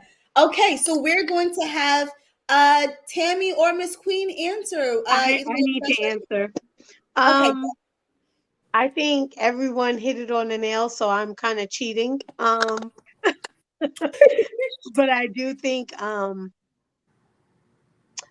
our culture is beyond this country, you know, and I think there are so many ways to find out where you're from, you know, what part, where you fit in. Yeah, so I think our culture is where we originated from. And I think our culture is our music, because that's how we were allowed to express ourselves. That's how we communicated, and that's how we basically got free. So yeah, I definitely believe music is a big culture with us, you know, and like Mrs. M3 said, this country, we built it, you know, and without us, it wouldn't be here. I mean, it would be here, it just would be, you know, Native Americans would have it, but it'd just be a different country. So yeah. That's good answer. And Good we're more than slaves. Someone wrote in the comment. Yes. Yes, I'm going to get to the comments after this question, because then we only have one question left. Tammy, are you ready to answer question number 4? Yes. I mean, I don't have a long answer because y'all know I like to talk, but well, you know, it's interesting because I kind of feel like it's a question that's not easy to say, because I almost feel like when you try to say what Black culture is, you have to think about if you're leaving anything out. Because I kind of feel like Black culture is everything in a nutshell. I think the easier question would be, what is not Black culture? And I feel like Black culture can be found in everything. It can be found in the music. It can be found in the food. It can be found in the way you dress. It can be found in even the way people, the mannerisms that we have. I mean, it's such a big question because there's so many things that you can find Black culture that it's just, for me, Black culture is just everything. Everything you see is Black culture.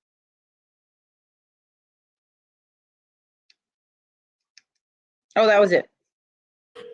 Sorry, I was trying to make a reservation call to change it. That was a very good answer, Tammy. That was very good. Thank you. So I am going to go ahead and answer the question as well. And then we're going to get to the comments, because once again, listen, the comments are on fire. Okay. I don't know if they're talking to us, if they're talking to each other, but they in there, they writing, they typing. So my answer to the question, Black culture. So I took cultural anthropology. So my answer is going to be very close to Brittany B's and Mrs. M3. I think for me, like, our culture is the electric slide after every like barbecue. Our culture is, you know, the way we greet each other, the way, we all know the church sayings, the way, we just is the way we could all relate to how our grandmamas clean, like, or how we grew up in our grandmama's houses, and how, all those things, even if you're from a different place, they kind of match up. Like what your grandmother did is probably what my grandmother did, So I think that's our culture, because like everyone said, we started with nothing. We didn't have anything.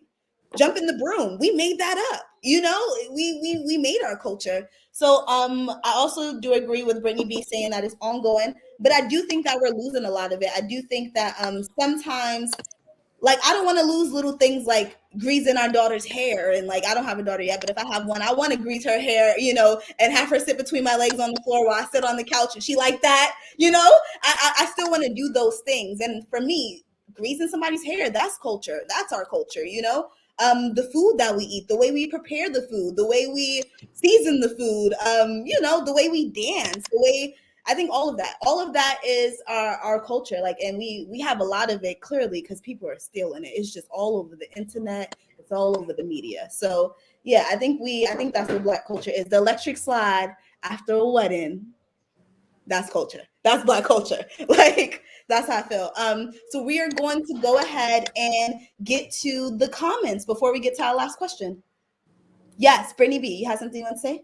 Would you like to say that not necessarily the electric slide, but the fact that we have togetherness, or we have we show love, and we are a people that care for one another and stuff like that? I mean, the electric slide is an example of what we blank. So I think, if you go deeper, then you'll really get the real culture. And the electric slide is the cliche or the stereotype of what we really represent. So everybody else sees the electric slide, but technically that electric slide is something deeper than just a dance. Right. I totally agree with you.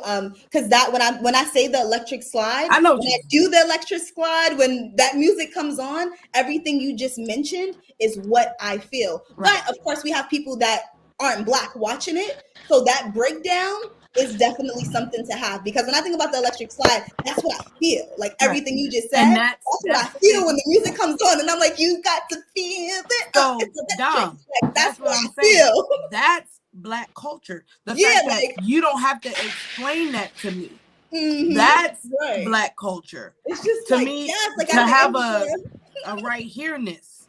Right. Totally. Thank you for breaking that down, because I forget, like, some people that's listening, they're not Black, so they need that breakdown. And I'm Black. They're like, what's she talking about? And I'm like, to the back. Like that's just, I feel like my soul gets touched or something when I'm like dipping it low. So yeah, totally. I agree 100% with what you said. Thank you so much. That's where the culture vulture might come in, because you might say electric slide, oh, that's Black culture to me. And so they might emulate it, not knowing, no, that means something way different that you ain't never gonna understand, baby. Right. Yes, thank you for that. That was great. We have our guest here. So I know I said I would get to the comments. Actually, we want to have you actually ask the question that you put in the comments. So I will read the comments first, and then I'm going to have the lovely, I totally forgot your name that fast. Don't kill me. Introduce yourself, boo. Go ahead. Colette? Oh, hi guys. Hi ladies. I thought that was Colette. I've seen you before. Brittany, I'm finally getting to see your face. I see your face. Oh, I knew that was you. I was just thinking. I've never seen the over the top part. I've always seen people say, hey Colette, and they, you come in with your makeup and you be looking all good on your desk and your nice shirts. Thank you. Thank you. So, okay. First, let me answer your question about Black culture. First of all, I am Jamaican. I'm not Black American. Mm-hmm. So with that, I have to be careful with my words, right? But when I say Black culture, I believe that our culture, even though in its core, it's different, but it does transcend. And what I mean by that is Black culture outside of once we divide our culture by African or Caribbean and so on and so forth, we do have similarities when people look at us, in the sense of it is how we carry ourselves. If we walk in a room, people automatically gravitate to us because they know that we come with a sense of Power. power. Yes, they know that we come with a sense of, hey, let me gravitate to this person because they have a little bit more, for lack of better word, culture. It's our spice in our food. I mean, you could go to, depending on whose house you go to, but you could go to any Black folks' house and knowing that you don't necessarily have to put extra salt on there. I mean, it's the spices and it's the way we move. You guys brought up the electric size, but it's the way we move when the music hits us. We have that certain je ne sais quoi. It's so much that even though we cannot pinpoint one particular thing, it's so much that defined us, that it's definitely unique to us. No matter if there's a culture vulture, they will never be able to adapt to it. They could imitate it, but they never could be able to adapt to it. So I would say, yeah, our culture is just, in one word, is just so unique in power, So the second question I was asking was, do you guys feel that if we would, once we put out something, right, if we would be more of a culture to own it, put ownership in it, and gather behind that ownership, to where if someone does try to imitate it, they will never fail. They will never, they will fail. They will always have to say, you know what, we'll just have to be second best because they already own that. So that's what I'm asking. Do you feel that if we should, whenever we do put out something, do you think that we should put more ownership to it and gather together? Yes, before I go ahead and have everyone answer your question, I want to welcome in Dr. Candidate JR. Welcome to Ladies Night. We always love having that male energy here. So we're gonna go around and Yes. you these clips, they're gonna go on the internet. So we're gonna go ahead and have you answer Miss Colette's question first, okay? Was that the we're still on the same question I was commenting on, or have you went to the comments and Oh yes, we went to Miss Colette just asked the question from the comments. okay, what was the question? I couldn't hear it because when I came on it was playing live because I was watching the live, so I couldn't hear it. Like once I got in here it was crossed up. Oh, I didn't even hear okay, it. Colette, do you mind asking the question again? Okay, yes. I said, do you feel that us as a Black community, that once we put out something, should we claim more ownership to it and gather together as a community to say that this is ours? And once we do that, that will show other communities that we could only take second best because they already claim ownership to that. Yeah, absolutely. I mean, that's one of the problems. I mean, I when I was watching the live, everyone honestly, and you guys did a great job, and I'm not saying anything about anybody because if I was like, if somebody stopped me randomly and asked me the question that we were commenting on, I would really have to think about it. Like I would have to think about it. But I understand why I would have to think about it. Everything that we have done collectively as Blacks has been watered down and diluted and lost. That's why the critical race theory is being protested and pushed out because the truth is going to come out. Like Right. for the longest, I asked someone the other day, like how are we able to do heart surgeries? I asked them who Vivian Thomas was. Then nobody know who that was.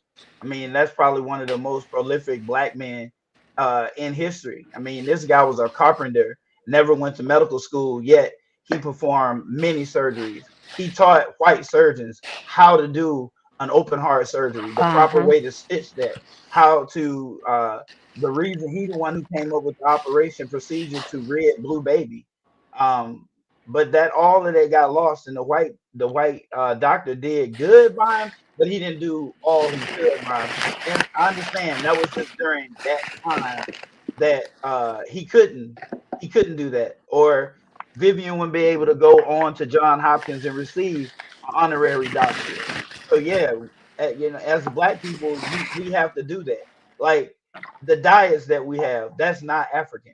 I promise you, that is not African. I've been to Africa. I've been to like 7 or 8 different countries in Africa. They don't eat like that. They eat from the ground. They eat herbal. That's why they all healthy. You don't see a lot of heavy fat Africans. You have to travel a long way before you run into a fat African. Like you're just not going to really see one. I'm serious. It's not because they don't have it. It's McDonald's and everything over there. They just don't believe in eating like that. They believe in being healthy. Children, they respect their parents. They don't do all that talking back. The dad force is dominant in that home. Mom dominant in that home. They don't let the government tell them how to raise their children. Why do you think so many Nigerian guys come over here as a foreigner, but yet they succeed? They have high-paying jobs. They don't come here. You know, when the last time you saw a Nigerian working a minimum wage job? I'll wait. They're either doctors or engineers or scientists, and a lot of times they come over here and they can sponsor themselves because they have enough money to sponsor themselves. A lot of people don't even know that's an option. They think, well, somebody got to sign for you. No, you don't. If you got enough money, you can sponsor yourself.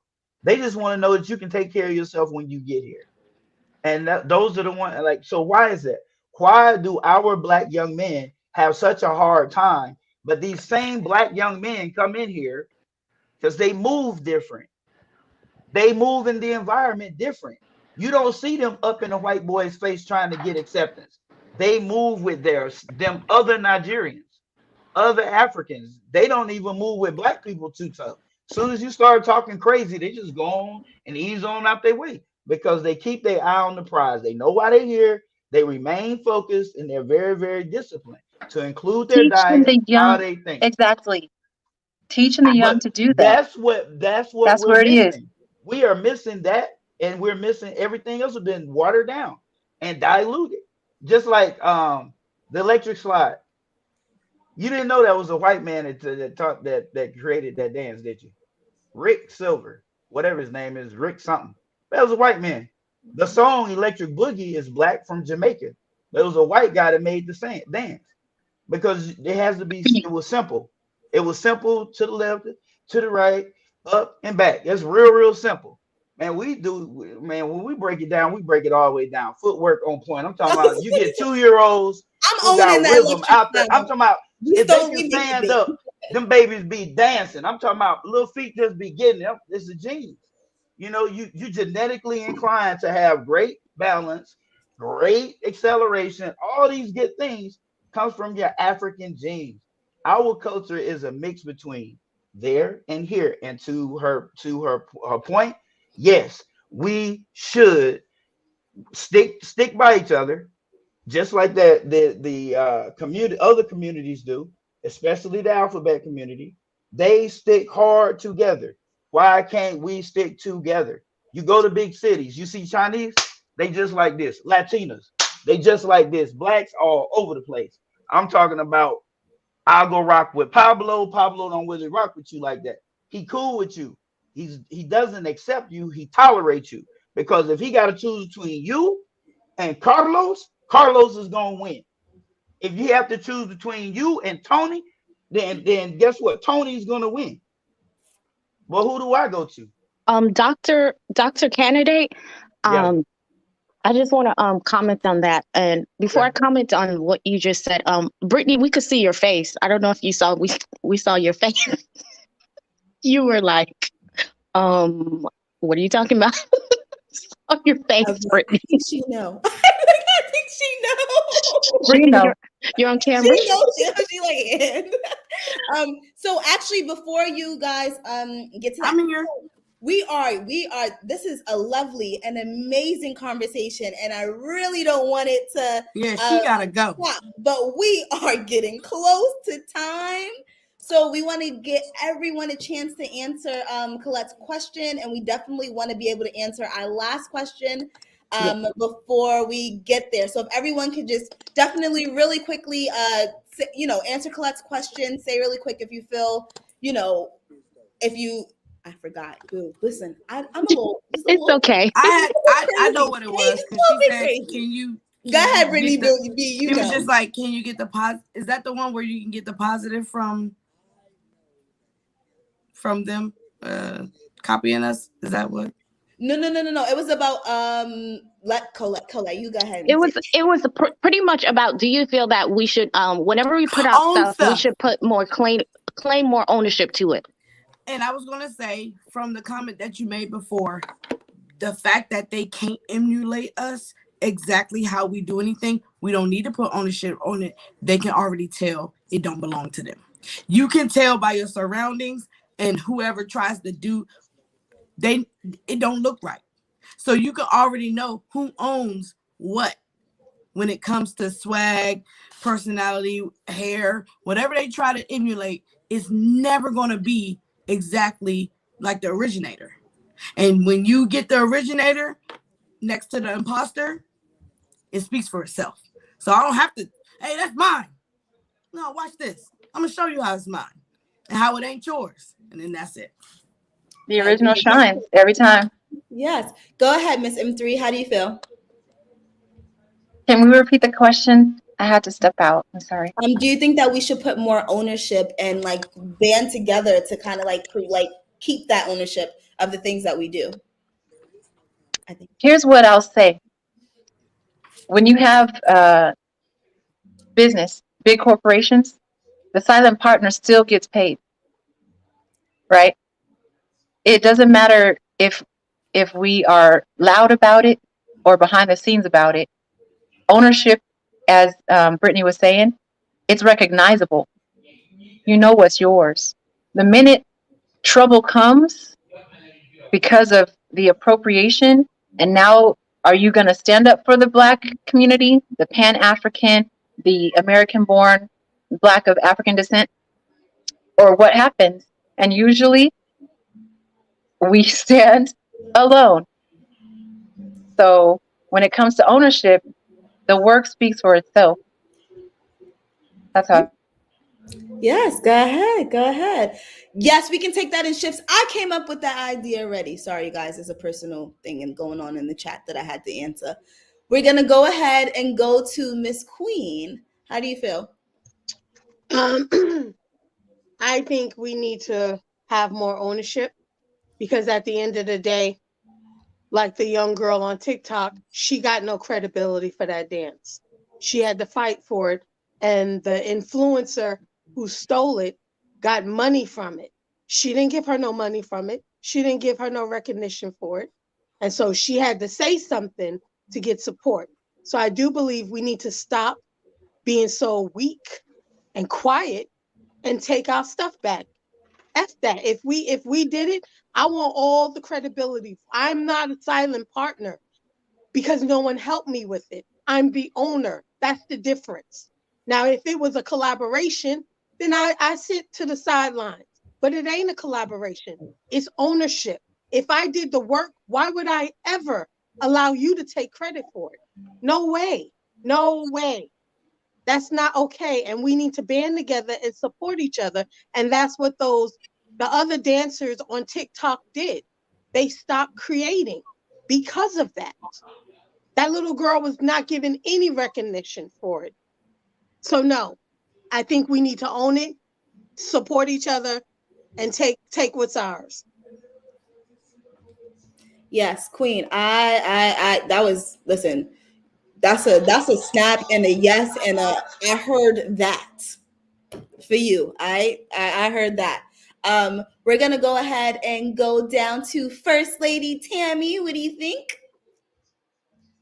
Okay, so I do think we should take ownership because I feel that If ownership is not taken, then the true ownership is lost. Even when and I shouldn't hear him. Even when like you have to think of like even like when somebody comes up with someone has music. So if somebody tries to play that music, take credit for it, they get in serious trouble. They have to pay back all the money they've made from that. So I do feel that we need to take ownership, because when ownership is not taken, at some point, even though it doesn't look like the original, you forget who the original is because ownership was not taken. So I definitely think ownership should be taken. Absolutely. So yeah. Yes, perfect. I can hear their point. I can hear that. Yeah. Dr. Kennedy, did you answer the question already? Candidate? Yeah. Okay. Oh yeah. Yeah, I was the first one to answer. Yeah. So I'm gonna go ahead and answer that question. Luann Love, did you answer? Oh, Luann, sorry. Go ahead, boo. I can't believe you forgot me. No, I'm just joking. I'm still. I'm going to keep it sweet, short and sweet. I am going to agree with everything that Queen said. And I like the quote that Tammy just said, Miss First Lady Tammy. True ownership. If you don't take ownership, then it's lost. And I think that as Black people, as a culture, we have to stop having the slave mentality. Like we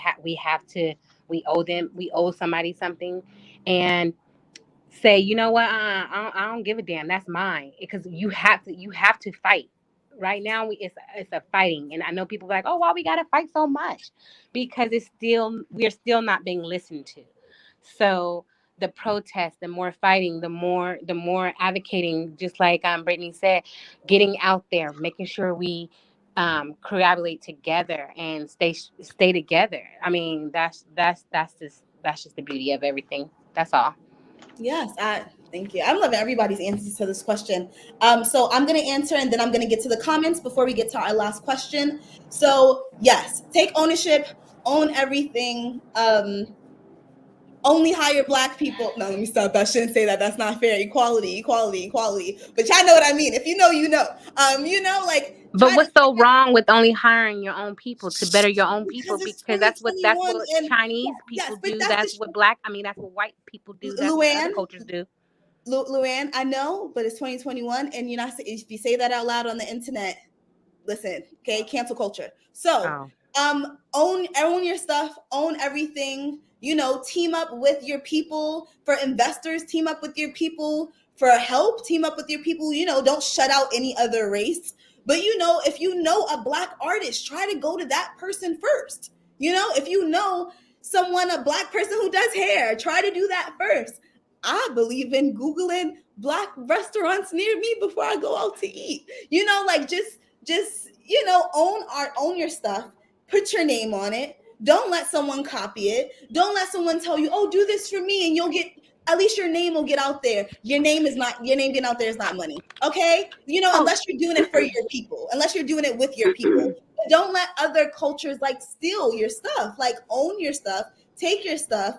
But when it comes to the things that don't cost money, like braids and stuff like that, let them have the braids. But don't let them have your businesses. Don't let them have don't create a sneaker for somebody else. Create the sneaker and put it out with your own name on it. So it's just like really quickly back in the days, like I know there's the movie 5 Heartbeats, when Black people wrote music, white people would put it out first and put white people on the cover and steal it. Mm-hmm. So they were getting credit for music that they didn't even write. Mm-hmm. You know what I mean? So no, own it. That's own mine. your shit. That's right. Yo shit. Okay, Black people, young Black people. So we're gonna go ahead and get to the comments, because the comments are on goddamn fire. That goes back to what Mrs. M3 was saying earlier. Owning your stuff, you want to be a part of it so bad that you do whatever you do to get that deal or whatever, like she said, to be a part of a movie, and they give you what you get. So yeah, but sorry. So I'm gonna go ahead and. Oh, sorry. You want to say something? No, I was gonna say that I was gonna go ahead and drop off. Okay. Do you want to go ahead and shout out your social media and stuff first? I don't got no social media. Well, catch Brittany B hopefully back here on the ladies' night stream. And hopefully I can have her one day on the Dom show. Okay. And yes, definitely. She's amazing. I loved having you on here. Catch her probably Monday through Thursday with us. You'll probably see her there on Knowledge and Relationships. And you can go ahead. In the chat. I will say I do have a YouTube channel, but I talk about debt. So I'm trying to get out of debt. Yes. We all need that. Anything you talk about, listen. So I do budget with me's and stuff like that. I gotta step my game up because I work so much. So I have to, I don't want to promote it until I'm very, very, very consistent. But that is what I started my channel for, to document my journey to be debt free. So That's if awesome. you want to be debt free, follow me. But shout out to working on them finances, Bill. Yeah, it's all about accountability. I really just started the channel just to put it out there. And if you get a family that says, "Hey, Brittany, didn't you say you was going to pay this next week?" And I'm like, I did. Thank you, guys. You're my family, guys. So that's what I did it for. I just did it to just have accountability. And if you wanted to do the journey with me, we could go through the process together. I'm a Dave Ramsey listener. Well, I was, but I have some of his principles and some of the other things that I have adapted. So that's what I try to do. But right now, that's what we doing. We working, we getting money, we paying debt off. Okay, Brittany, that's awesome. Thank you. Put your YouTube link in the comments. Okay, so I know you said you want to start off, but listen, I got one picture on my Instagram that I'm trying to start off. No, I do have an Instagram. It's like so shout out your social media, boo. All right, because I'm trying to follow you, Brittany. I'm trying to follow you to find you somebody. Oh, love matching. Okay, we're gonna love match you up with a beautiful girl or boy. What y'all have your choice. It's B_Brooks BROOKS__. Okay, there we go. Well, you have a good night, and it was good night. Ladies, I did 12 hours today, so we about to try to, in the crown kicking. I love you guys. I had so much freaking fun. Thank you, ladies. I will be back. So yes, see you bye, soon. Brittany. Bye. Okay, let me get to these crazy comments. Let's get through the comments really quickly so we can get on to our last question, because I'm in Oakland and I'm trying to go out to eat. So let's see. The first comment: everyone vote to see if you like Poetic Justice Tammy to stay on camera. Yo, I get on my nerves. LOL, M3 you with should the never mess vote. with a woman while she's doing her hair. M3 says, I'm trying to get that petition signed. Tammy be playing. Atlanta Thrasher says, lies. Hall of Fame says, stop playing, Tammy. LOL. Oh yeah, she. I feel like I was on that day when she admitted to hiding the channel last time. Right, we're gonna get it. And yes, that is important, Brittany B. If you're still listening, your YouTube link is important. Please post it in the comments when you get a little bit of time. And TAT is coming to find you, okay? Because he couldn't find you last time, so he gonna try again. And he needs more savings. Okay, so the Atlanta Thrasher says, I need to send M3 more money so he can buy more rooms. Help me save for that. Oh, that was nice. Hall of Fame said, hey, more M3 rooms. All right, you guys. They're silly. They are so silly. Thank you for the comments. That was funny. So we're gonna go ahead and get to our last question of the night. Can we bring that up?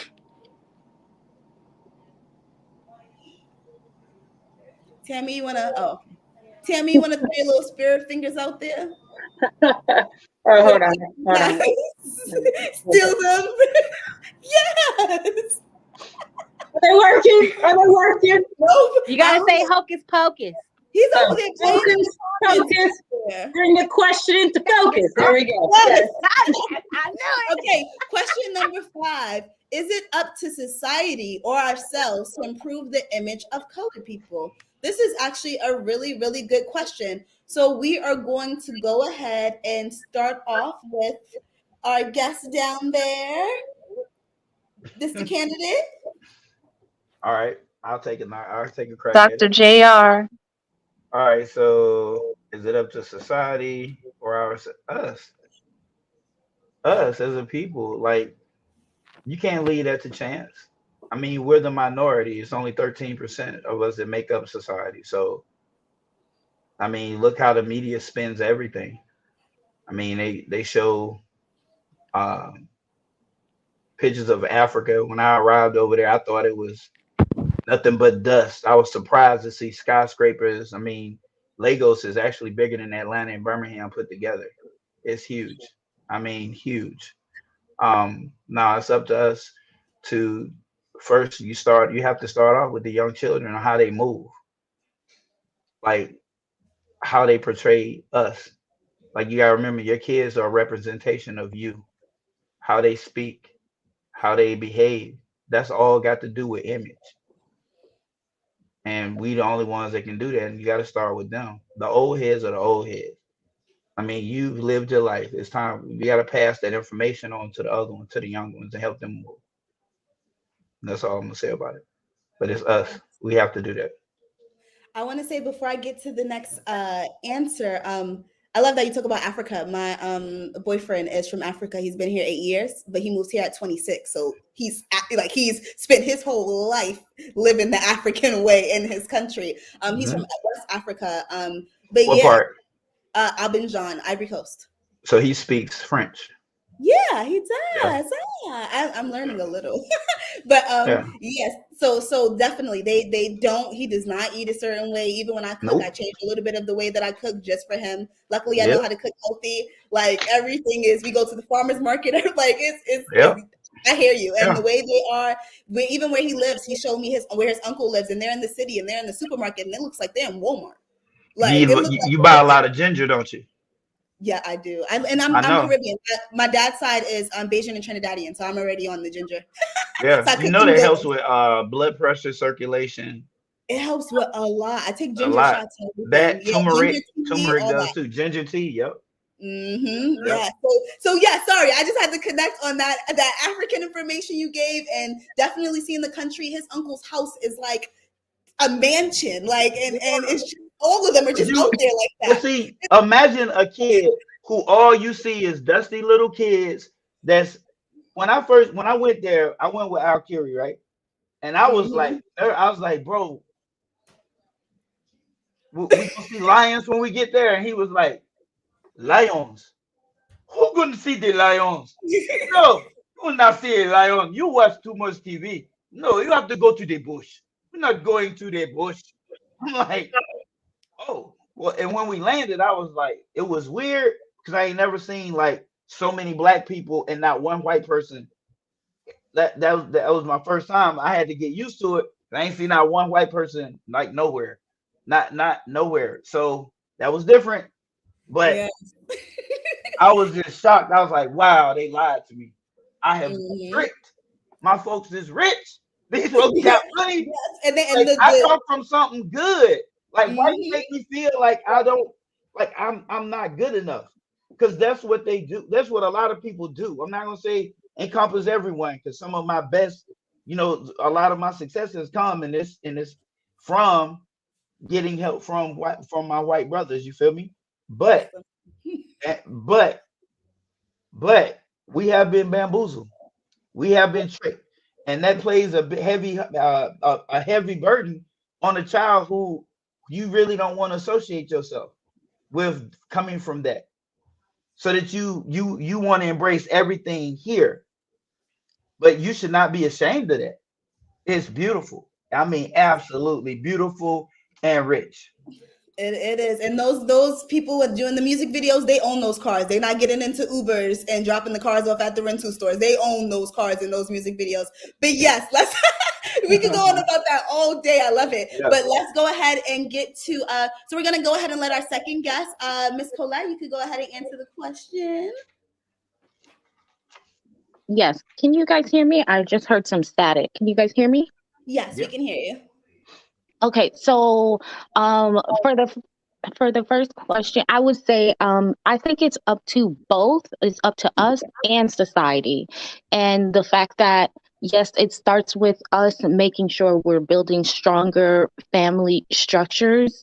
So it starts within our household, and then it ripples on out. But going back to the fact that we're only 13%, so the rest of it is held upon our other communities that could become that are allies to us. So and they are made up of the society as well. So if I would say it will be kind of foolish upon us thinking that okay, we could do it all on our own and then it will change. I think if we're thinking of long term, we have to say that yes, it's both of us, us as a community within our household, but we have to also rely on our allies, the ones that does not look like us, to propel it to a bigger audience, right? So Mm-hmm. I would say that. And I did wanted to say to Dr. Candidate, when you brought up one thing, you were making a reference to some Africans come here and they are getting it right. Mhm. And I just want to say like I said, I'm Jamaican, and in our culture when we come here we do the same. And Mhm. someone had to teach me, as a matter of fact, it's Chef from King's Conversation with Kings, and Mhm. he brought something to my attention that for all of my 36 years I've been on this earth, I never even thought about, was the fact that where I'm from and where these Africans come from, everyone looks like them. The politician, the judges, the nurses, the doctors. Just like you said, when you went to, was it Nigeria? You said South Africa? When Mhm. you went, there were so much Black people, right? Yeah. Yes. So mentally, without us knowing that, that does something to you, as It's opposed to right. when you come here to America. America is still trying to find, when we talk about that culture, they're still trying to find that culture, something that is theirs that no one took from them. And that, so what I mean is that when we come here as the diaspora, people from Mhm. Caribbean countries and people from African countries and so on and so forth, it's probably a little bit, I'm not going to say easy, I'm not going to say that, but it's probably a little bit more, uh, we could see it to be accomplished a little bit more because where we come from, we see so many of our own have done it. And Yeah. we Oh, gather I know what you're together, saying. I and know what you're we saying. know what that feels like to gather together when we're back home. So when we come here, we do it the same too. But Mhm. in America here, like you said, the Black community is so spread out, right? That we're not African Americans don't come together as much as we should. Mm-mm. So I just wanted to say that's the difference between the diaspora when they come here and African Americans. Mhm. Right. I'm They've giving never props seen to like a that. difference. They know it's attainable, but we don't see Black men in those positions. Like you don't see a lot of Black doctors. You don't see a lot of Black surgeons. You don't see that.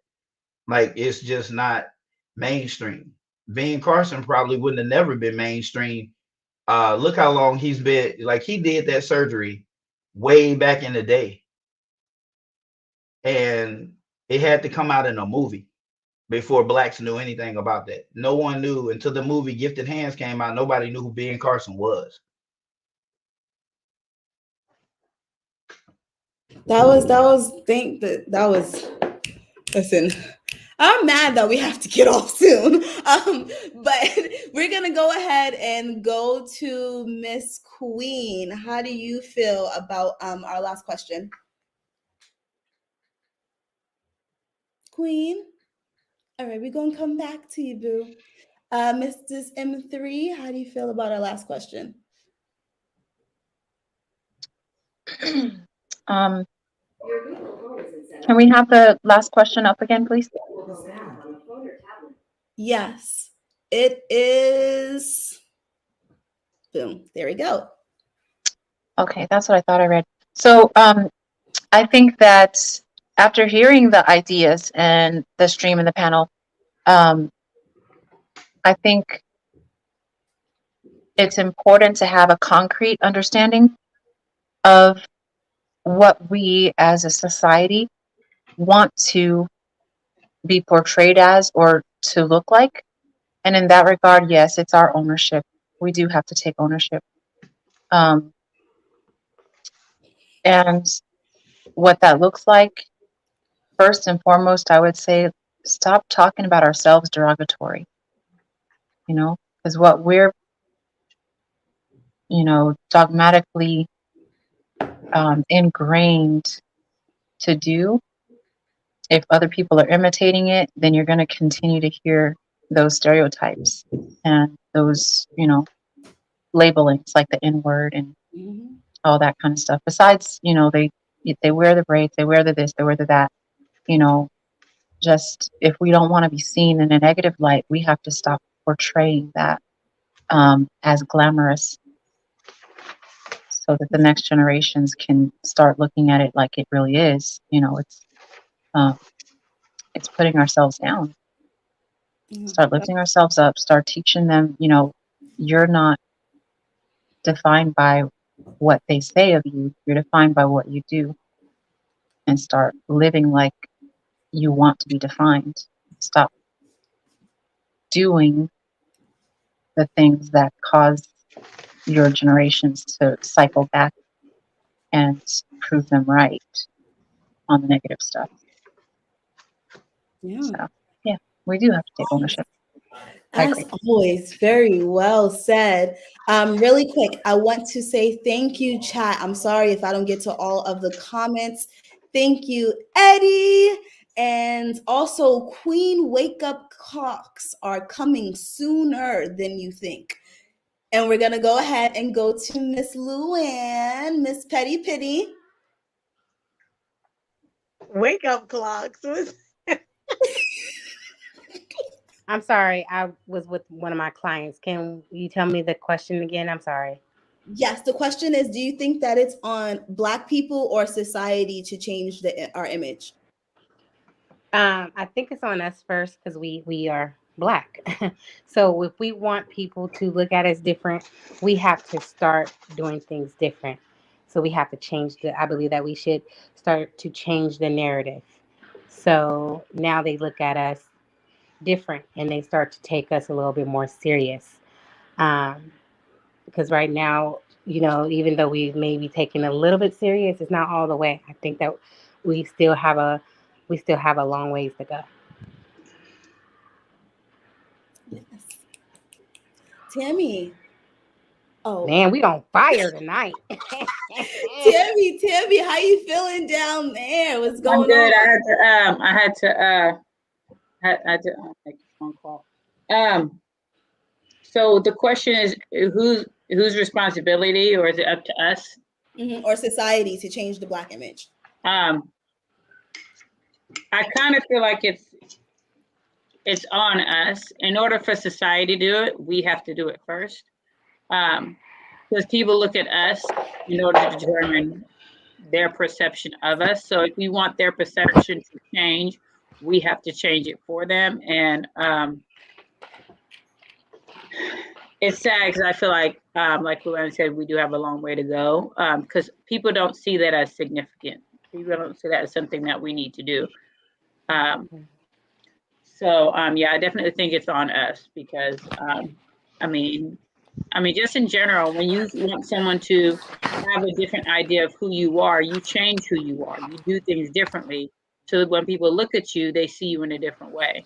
So in order for people to see us in a different way, we have to do things different. We have to set the tone.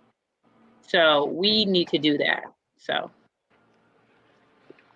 Yeah, it's very good. Very good. I think earlier someone said something about accountability. I'm not sure which one of the ladies said that. Brittany B. Huh? Brittany B. Yeah, so I think, again, that's where accountability comes in at. We can't expect other people to respect us, and we are out here disrespecting ourselves. It's just not going to happen. Okay, yeah. Well, listen, well said. Queen, what's your answer to the question? How you I feel? think we have to be the change you want to see. Mm-hmm. Even if you don't have people around you, you have to start it. You know, most change starts with one person, you know. But I think it's also we have to do better at educating other generations about the power behind these derogatory terms and words that we used and not glorify them, you know. But unfortunately, that's not society we live in. So yeah, I think it starts with us, it starts with you, it starts with me. And when I see it, change it, you know, change the way I walk into that boardroom or that staff meeting and it's all white people and I'm the only black woman with braids.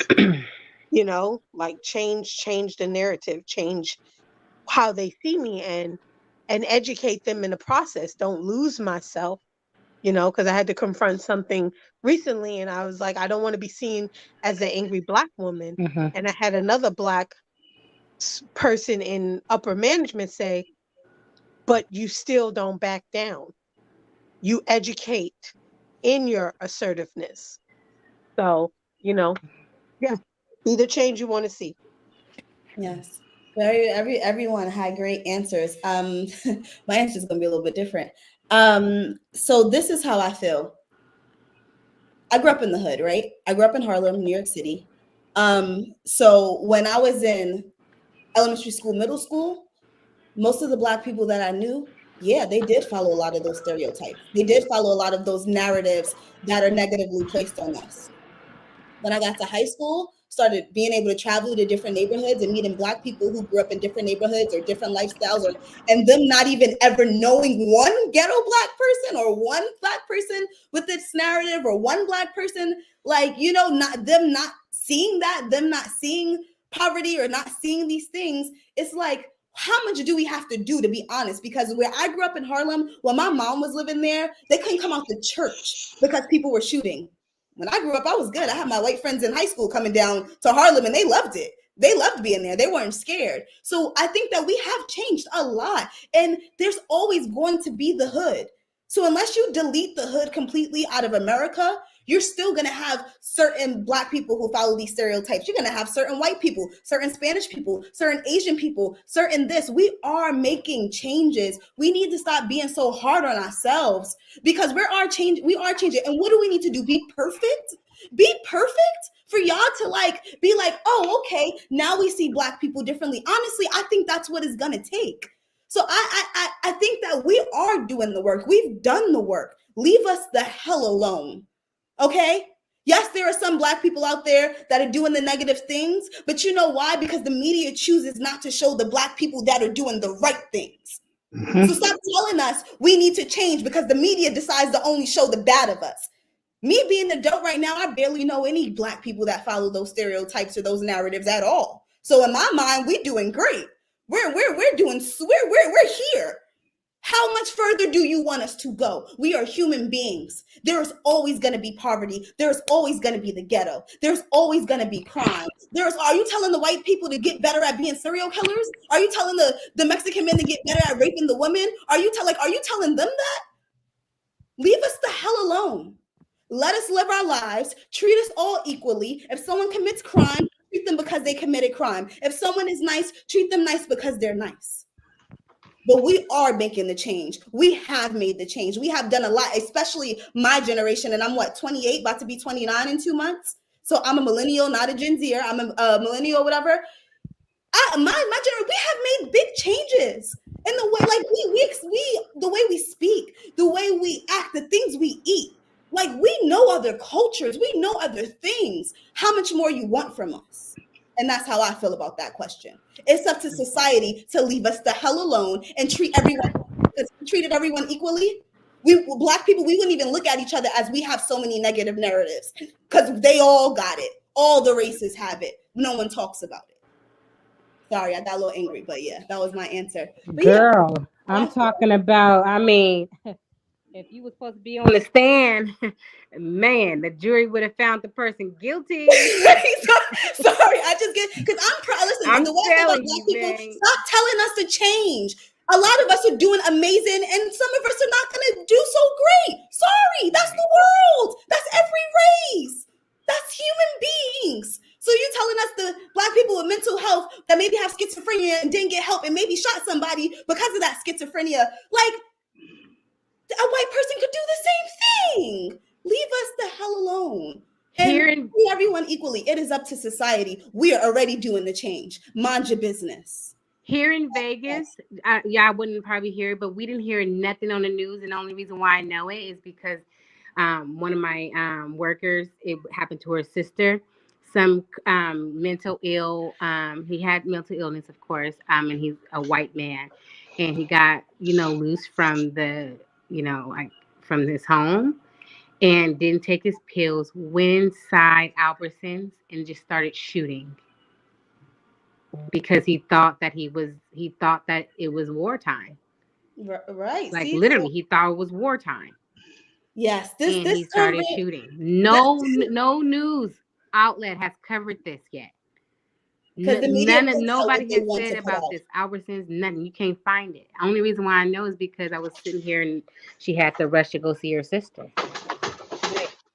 Right. Well, you guys, I'm sorry this got a little heated. I really wish we could continue this. Oh, hi, the blooming Ebony. Oh, she can't. Look at that. Oh, look we at are you. done with hey, our Kris. questions. If you guys want to stay on and just like keep going with the flow, with the conversation, with the topic, definitely do that. Like keep the views up, keep the likes up.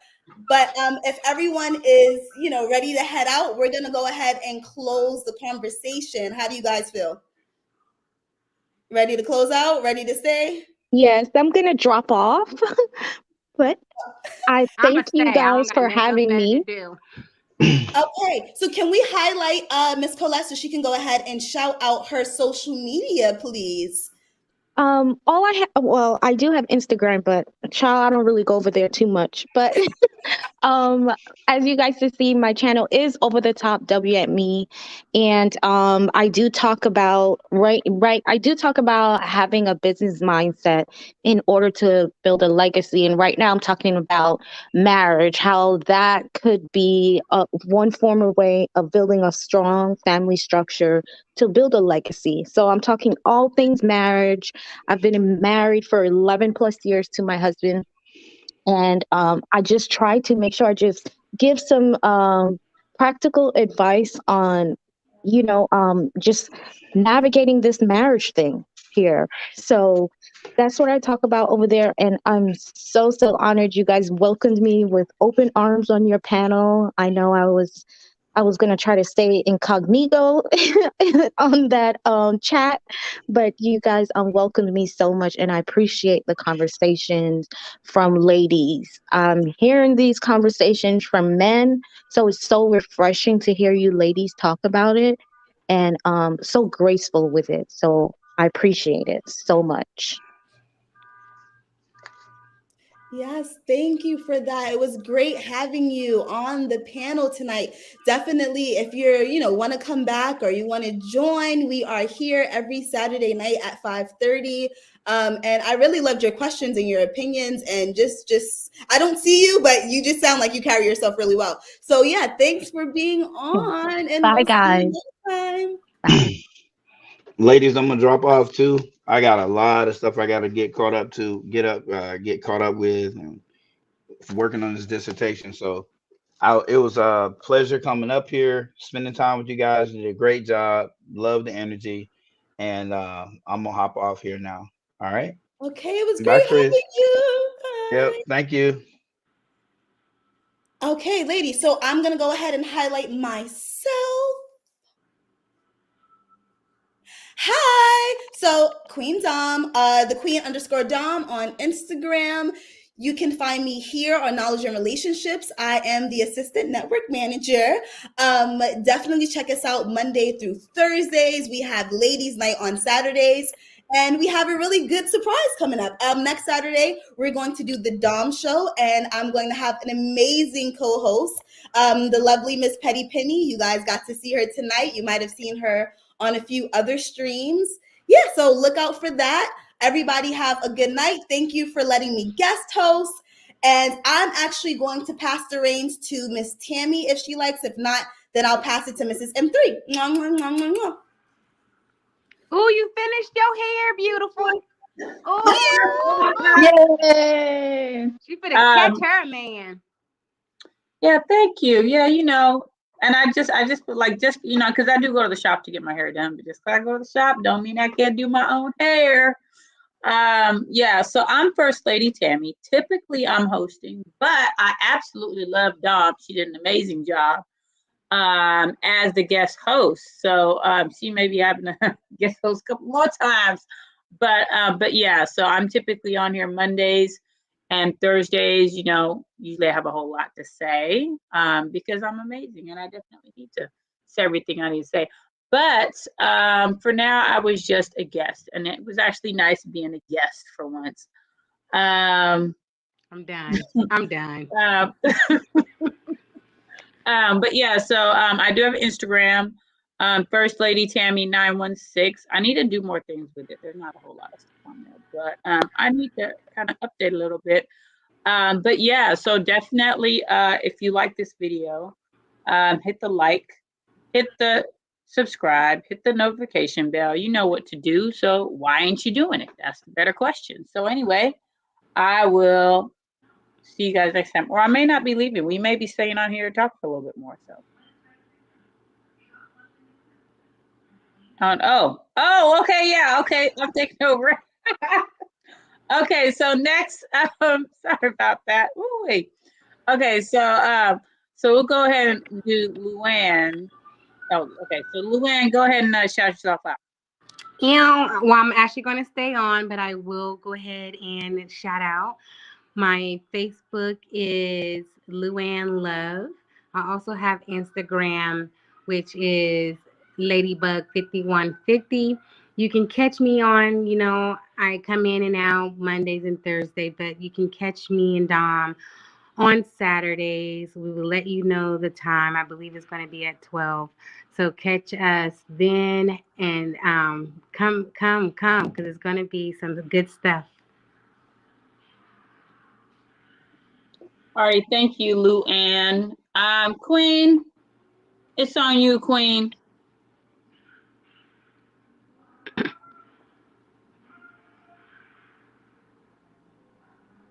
Queen, you're muted. Oh, okay. Queen not there. There you go, Mrs. M3. I keep muting and unmute myself. Go ahead, Mrs. M3. Thank you, everybody, for joining us this evening. We appreciate your comments. We appreciate those that came into the panel. And we appreciate everyone who is a fan at the Lady Stream. Much love. I'm here every Saturday that we have a Lady Stream. I'm here on Knowledge and Relationships YouTube podcast channel. Please come in, join us on YouTube so that you can come into as a panelist and as comments. Thank you so much for your time. Have a good evening. Bye-bye. I'm here.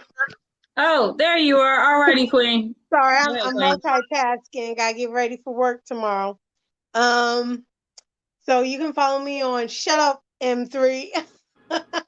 He said, "Wake up, Queen." Trying not to burn them kibbles. You can follow me on Instagram at QueenFeather2K21. I'm on the Knowledge and Relationships platform. You can see me Monday through Saturday, whenever they on. I may pop in. You may see me on other platforms, but I'm here. All right, and then Bloom and Ebony, I'm so sad that you didn't get to comment on the topics, but at least you okay. We got to see you. Yes, I got to see the first guest host of the ladies' night. I was happy I got to make it. Sorry, I literally just got home and I was like, they're still live. Usually it's over by like 7:30. So I'm just glad you guys are still live. But huge shout out to Knowledge Relationships for letting me pop on, even though I'm so incredibly late. My name's Kris. I have a channel called The Blooming Ebony. Please like, comment, and subscribe to Knowledge Relationships. I hope you guys enjoyed the show. I can't wait to go back and rewatch it. Just from the little bit I was on, it sounds like it was very spicy. So yeah, thank you so much for letting me pop on so last minute. I'm glad I could support Dom with her first time guest hosting and the other ladies, even if it was only for a bit. Thank you, Kris. Okay, so Don said about people staying on. So I don't know. Are we staying on? Are we leaving? Like, what's going on? I don't know. Because we typically just go. So I don't know. I guess we're just gonna go. Apparently, even though my hair looks lovely, I have to say. You did that pretty fast. You did that pretty fast, Tammy. And my daughter, she said, "Mom, what are you doing to your hair?" I said, "Girl, don't even trip. When it's done, it's gone. I'm gonna look snatched, like my students say. Miss Washington, you look snatched." Yes, I look snatched. So Not snatched. oh man. So but yeah, no, Dom did a really, really good job. I enjoyed her being the host. Yeah, it was nice to just kind of, be able to just answer questions instead of asking and doing all my little spirit finger business. I don't know if nobody else has anything to.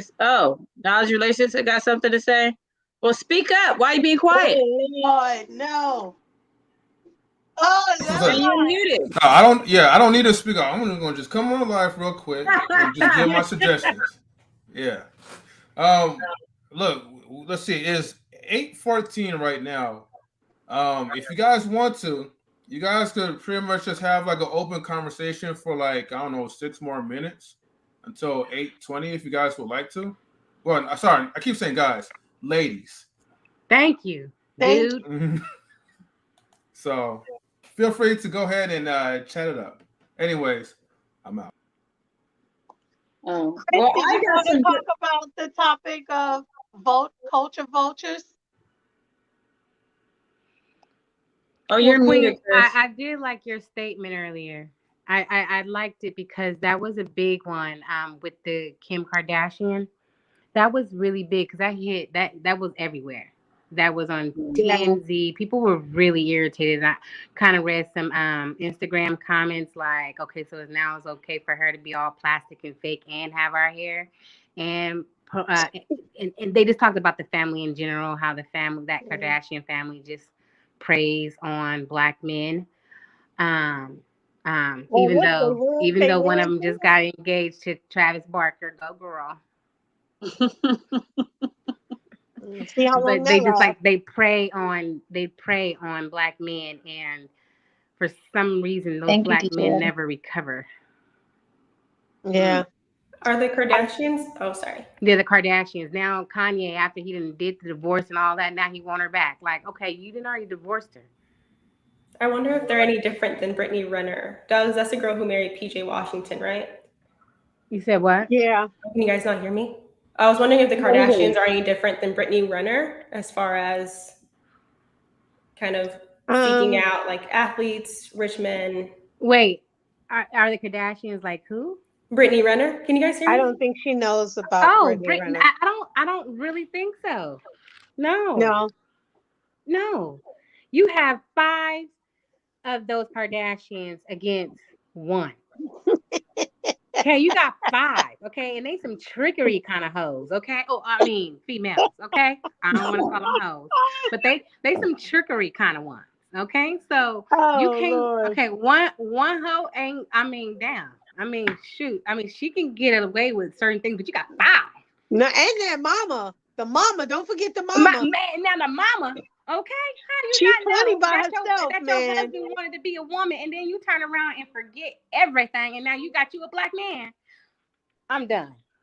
Done. Mama didn't even like O.J. Simpson, but now you got you a Black man, bald head, everything. Just, I can't get it. I can't get it. I can't get with it. I'm not gonna get with it. I just think. I Not just the black bald-headed man. Not the black bald-headed man. man. I mean, Corey ain't the cutest, you know. So I don't really mind. I don't really mind if the black guy he ain't cute, you know. You can go ahead and be with somebody else. I don't really care. Oh Lord, them girls, boy. I'm not really a fan of any of the Kardashians. I didn't mean that. Well, I don't really care for them. I don't care for Kanye West. I don't care for anybody who's associated with Kardashian. I did say I apologize for this for the word hoe. They just different you kind of gonna get them females, okay? We gonna call them different, okay? That's a whole coat from Ray J all the way on up to Corey, okay? Well, I mean, you saw. And don't forget Reggie Bush. He was so sprung. He got a look-alike, okay? So I'm just telling the truth. I have a question to bring Kris and the Blooming Ebony into the conversation a little bit. What would you describe or define as Black culture? Pan-African, American-born, Black of African descent. I don't know. That's like the hardest question to answer. Like I know within my family what it looks like, but then I step out my house and then I'm told that I don't speak a certain way, so I can't be Black, or I'm white on the inside. So I don't really know. Within my family, sorry, the question was how would I define Black culture, correct? Your personal definition of Black culture. It's a hard one, but maybe just a little bit, think of a tangible way to say, or maybe it's even an abstract, but I would say extremely family oriented. I think that we are very accepting of people into our family unit. You know, like once you develop trust with that person, there are no friends. You know, I feel like that's something a lot of Black people have in common, where you're like, no, you're family, you know? Sorry, I'm trying to think of what else. I had it, but I lost it when I was going down that track. I think we're very traditional, even though I don't think we'd admit it. Black people, I think, are actually very conservative, and we like a lot of traditional values that are typically Christian based. I think that's shaped a lot of our views. And I think I'm not really sure where that comes from necessarily. I did hear that it could be from our African roots, because Africans are very conservative. And that's kind of just, we carried that through us for the last 400 years or so. Those are like the more general ways that I would describe Black culture, where I can kind of apply it to every Black person that I've met throughout my life. Outside of that, I think it varies, because I think, you know, me growing up on the West Coast, I've noticed things about people who grew up in the South that are completely different, just the way that they view race. Like I think they see being proud of their Blackness a lot differently than I do. A lot of my friends do, grew up on the West Coast. So it definitely varies based on region within the States. But yeah, I think those two, very family oriented, traditional, and loyalty is very important to us as well. Does that answer your question? Too vague? I don't know. it's your definition, but something that as we look back at this stream, we get to see is how each of us defined Black culture, and just know that we are only 8 voices, right? And so thinking about on the broad scale, America as a whole, and the parts of America that are of African descent, how do we define culture, our specific culture? It varies, you see, and it's mainly because our history was taken from us, but we redefined it when we got here. We're not gone, you know. So yeah. Thank you for sharing your perspective. Thank you for asking. And Miss Tammy, I love your hair, by the way. Thank you very much. Thank you. It was just a spur of the moment. Let me do something different. So, all right. See, Atlanta says at MarioMarion, I'm confused by that statement. Oppression's been around a long time.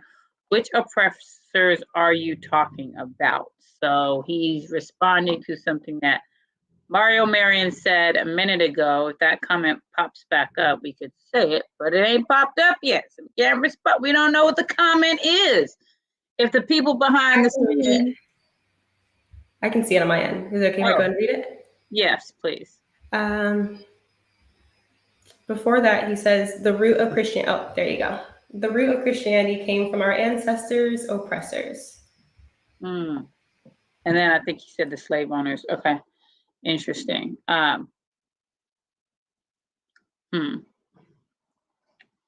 I don't know. I'm reading this, well, more like listening to this book that my district is doing a book study on. This is a book. It's a very, very, very, very good book. This book right here. What I will say about this book. Can you put that in the thing? Yeah. What I will say about that book is there's a whole lot of stuff in there that will have people in their feelings about, I mean, the book goes into, it talks a lot about just, like there's a chapter that says that the invisibility of racism, where it just talks about there's a lot of racism that we know about, but in the history books, it's not there. So, and it's interesting because it talks a lot about American Indians and, well, the Native Americans, I should say, and how there was, like, the whole premise was about control and wanting to have control. And so if they didn't do what, the other people wanted them to do, they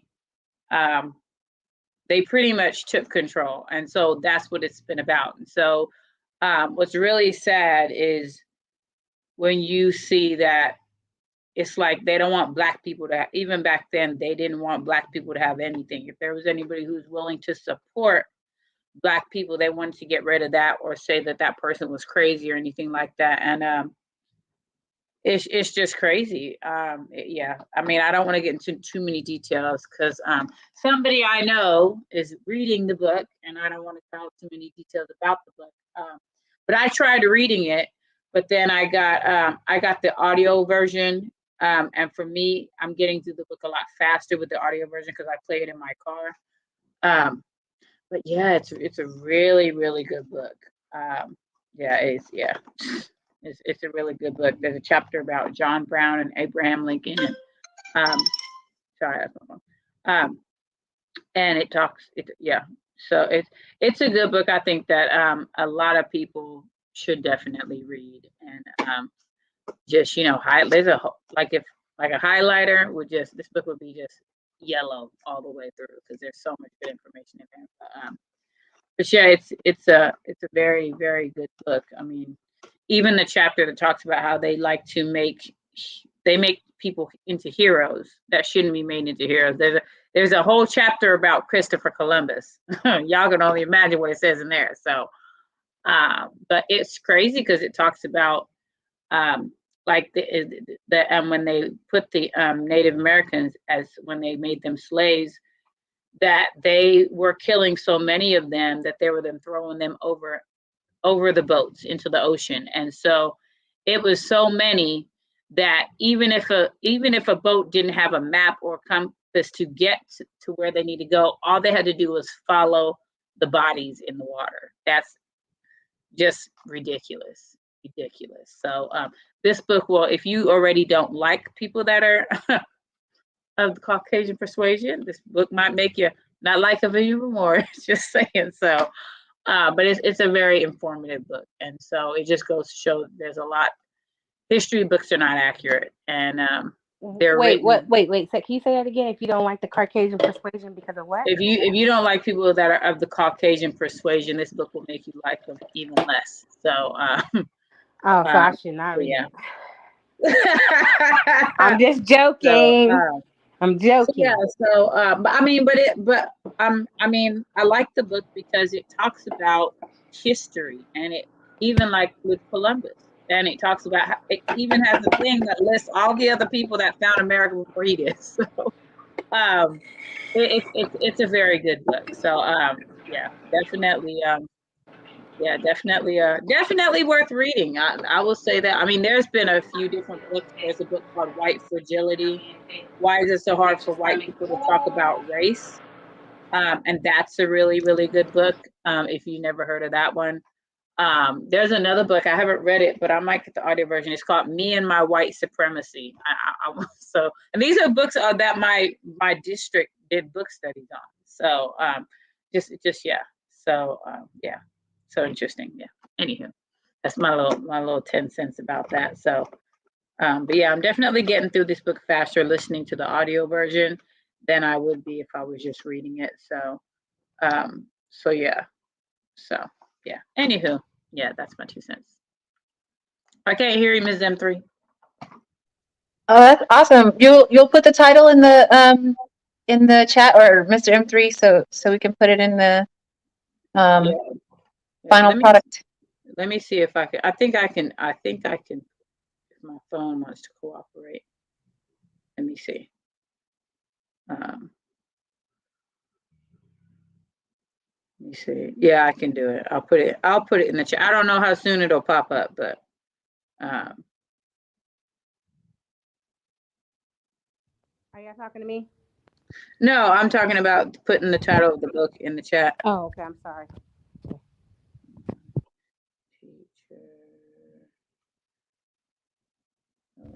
I have to do my rounds, y'all. I'm sorry.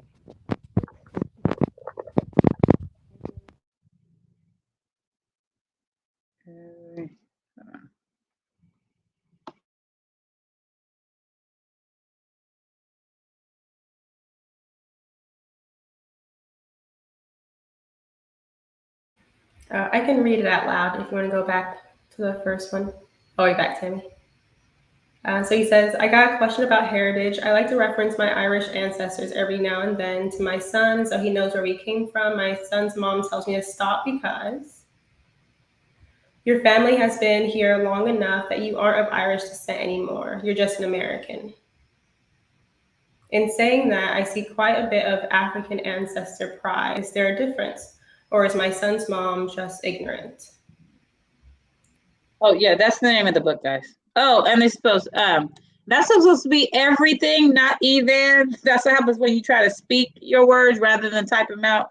So it's supposed to be everything your American history textbook got wrong. It's interesting because like I wasn't born here, but I don't call myself an American. Like I was born in England. I was born in London, and my mother's Jamaican. And I don't call myself an American. I say I'm British. So I don't necessarily think that you being here means that you or your heritage is gone. I think it's always good to tell your kids about where their parents come from. I think that's what you should be doing, is telling your kids about where their parents came from. That's right.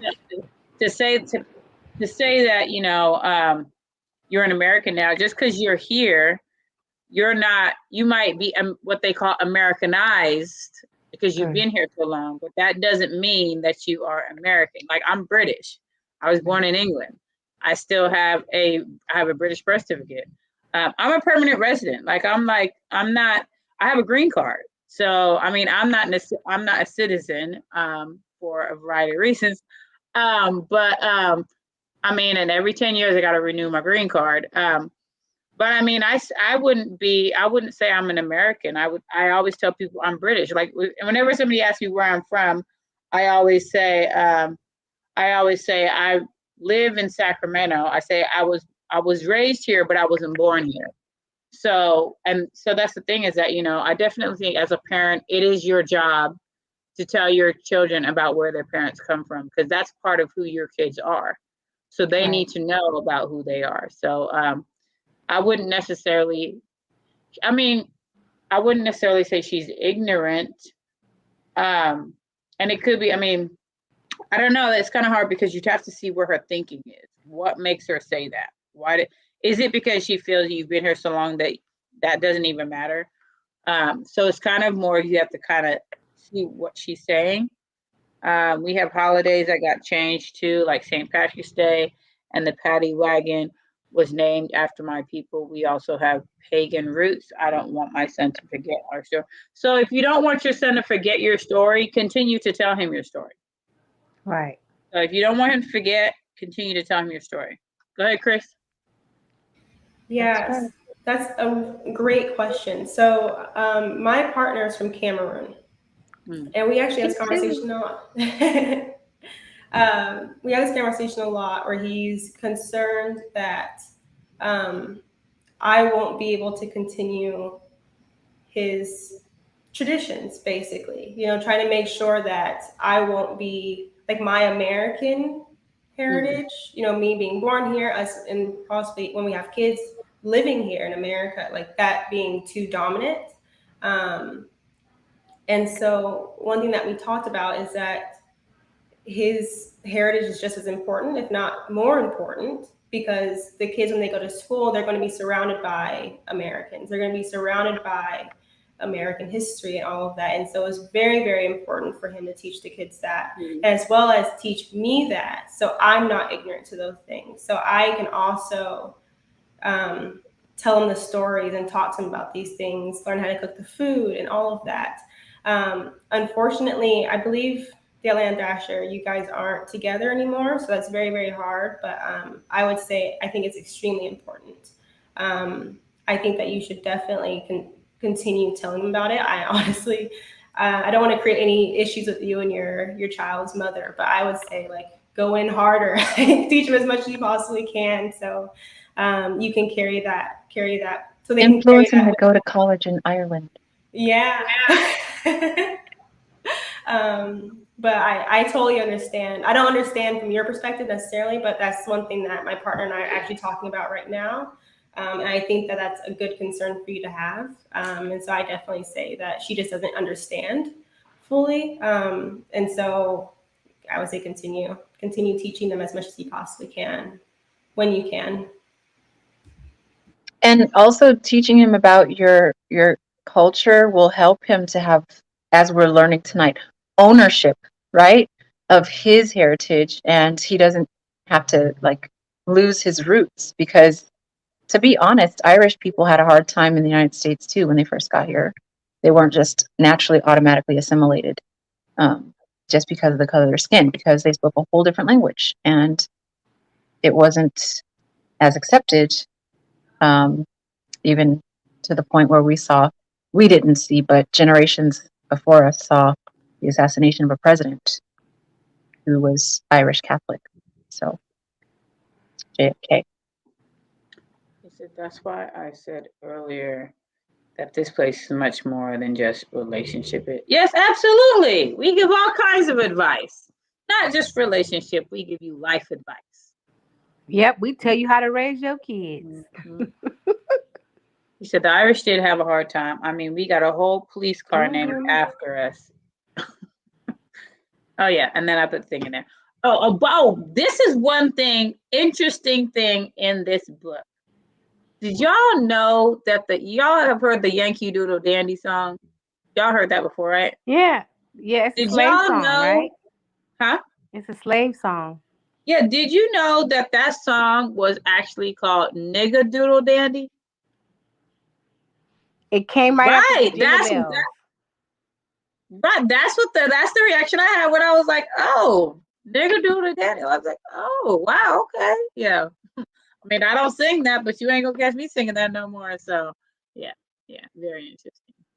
Beth has a question. I thought you knew everything. Okay, Hall of Fame, what is your question? Why do I don't hate T-Pain. I like T-Pain. What makes you think I hate T-Pain and his auto-tune?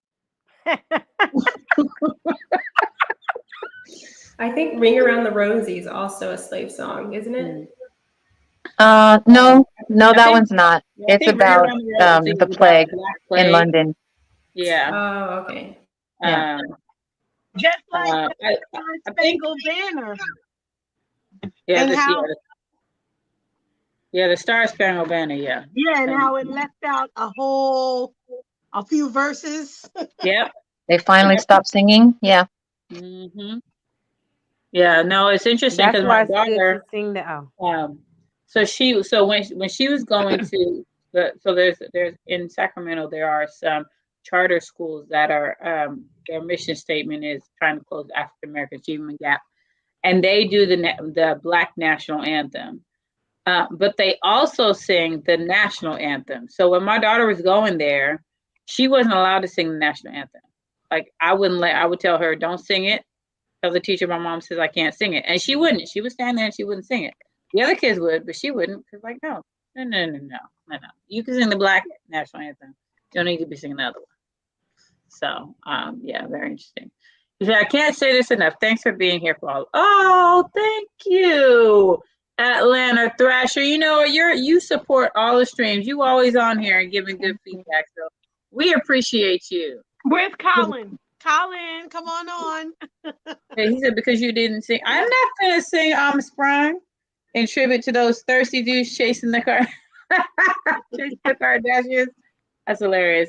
No, I'm not gonna sing that. But yeah, I'm not gonna sing that.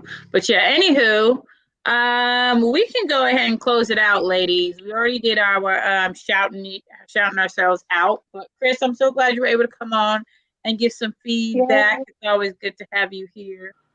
But other than that, we're gonna close it out and we're gonna be gone. So until next time, you guys tune in next Saturday for the Dom Show. And Miss Petty Penny will be there on the Dom Show. Yay! Looking forward to supporting our sisters. Alrighty. So I will tune in. But I have to do a Spartan race. So I may tune in and then have to leave. So yeah. So alrighty. Bye guys. Bye everybody. Good night, ladies. Bye. Good night, Until ladies. next time.